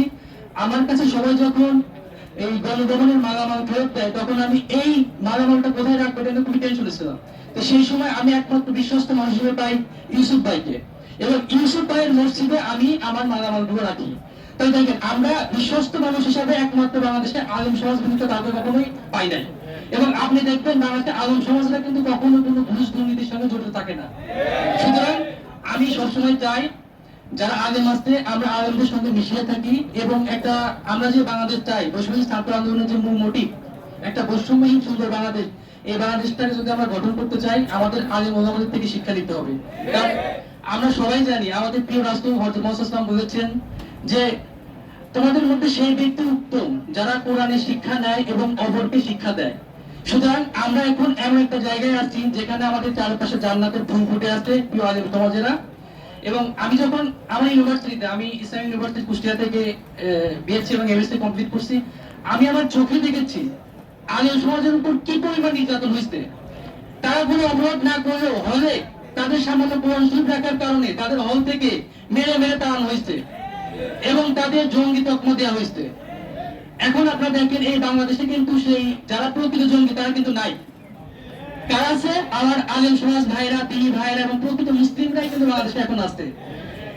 আমি সবসময় চাইবো আমরা বৈষ্ণবীদের প্রিয় ভাই আমার যারা আছে এবং আলেম সমাজ যারা আছে, আমরা সবাই মিলেমিশে আমরা যে বাংলাদেশের কল্পনা করি, আমাদের যে বাংলাদেশ গড়তে চাই, যেন আমরা কাঁধে কাঁধ রেখে পরস্পরের একসাথে হয়ে সেই বাংলাদেশ গড়তে পারি। সবাইকে ধন্যবাদ, শুভকামনা, আসসালামু আলাইকুম। আমি একটু গাজী মোহাম্মদ সায়েম। আজকে সকালে আমি সূরা আল হুজুরাতের একটা পড়ছিলাম, সেখানে বলা আছে তোমাদের মধ্যে দুইটা মুমিন দল যদি পরস্পর যদি বিরোধে লিপ্ত হয়, যাদের তোমরা তাদের বিরুদ্ধে পরস্পর যে দলীয় বিবাদ, তোমরা তাদের এই দলীয় বিবাদটা মিটাই দিও। এরপরে যদি তোমাদের দলীয় বিবাদ যদি মিটানোর পরেও যদি তারা যদি ঐক্যমত্যে না আসে তাদের বিরুদ্ধে যুদ্ধ করো। এখন এখানে সাতপন্থী আর জোবাইরপন্থী দুটা দল আমরা দেখতে পেয়েছি, এরা যে নৃশংস হত্যাযজ্ঞ চালিয়েছে, আসলে এর আগেও কিন্তু এদের বিরুদ্ধ ছিল, কিন্তু 2024-এ এসে তারা যে এই গণ অভ্যুত্থানের পরে এই ইজতেমার মধ্যে যে তারা হিংস্রতা দেখিয়েছে, আসলে এরা কেন এই ধরনের ঘটনা ঘটিয়েছে, এদের পিছনে কারা আছে এটা তদন্ত করে দেখা উচিত বলে আমি মনে করছি। এবং তাদের বিরুদ্ধে আমাদের বৈষম্য বিরোধী যারা নেতৃবৃন্দ আছে তাদেরকে অবশ্যই দেখতে হবে বিষয়টা। আর তারা যদি পরস্পর এই যে বিবাদ ঘটানোর জন্য বা আমাদেরকে বিতর্কিত করার জন্য যে ঘটনা ঘটিয়েছে, এটা সুষ্ঠু বিচার চাই।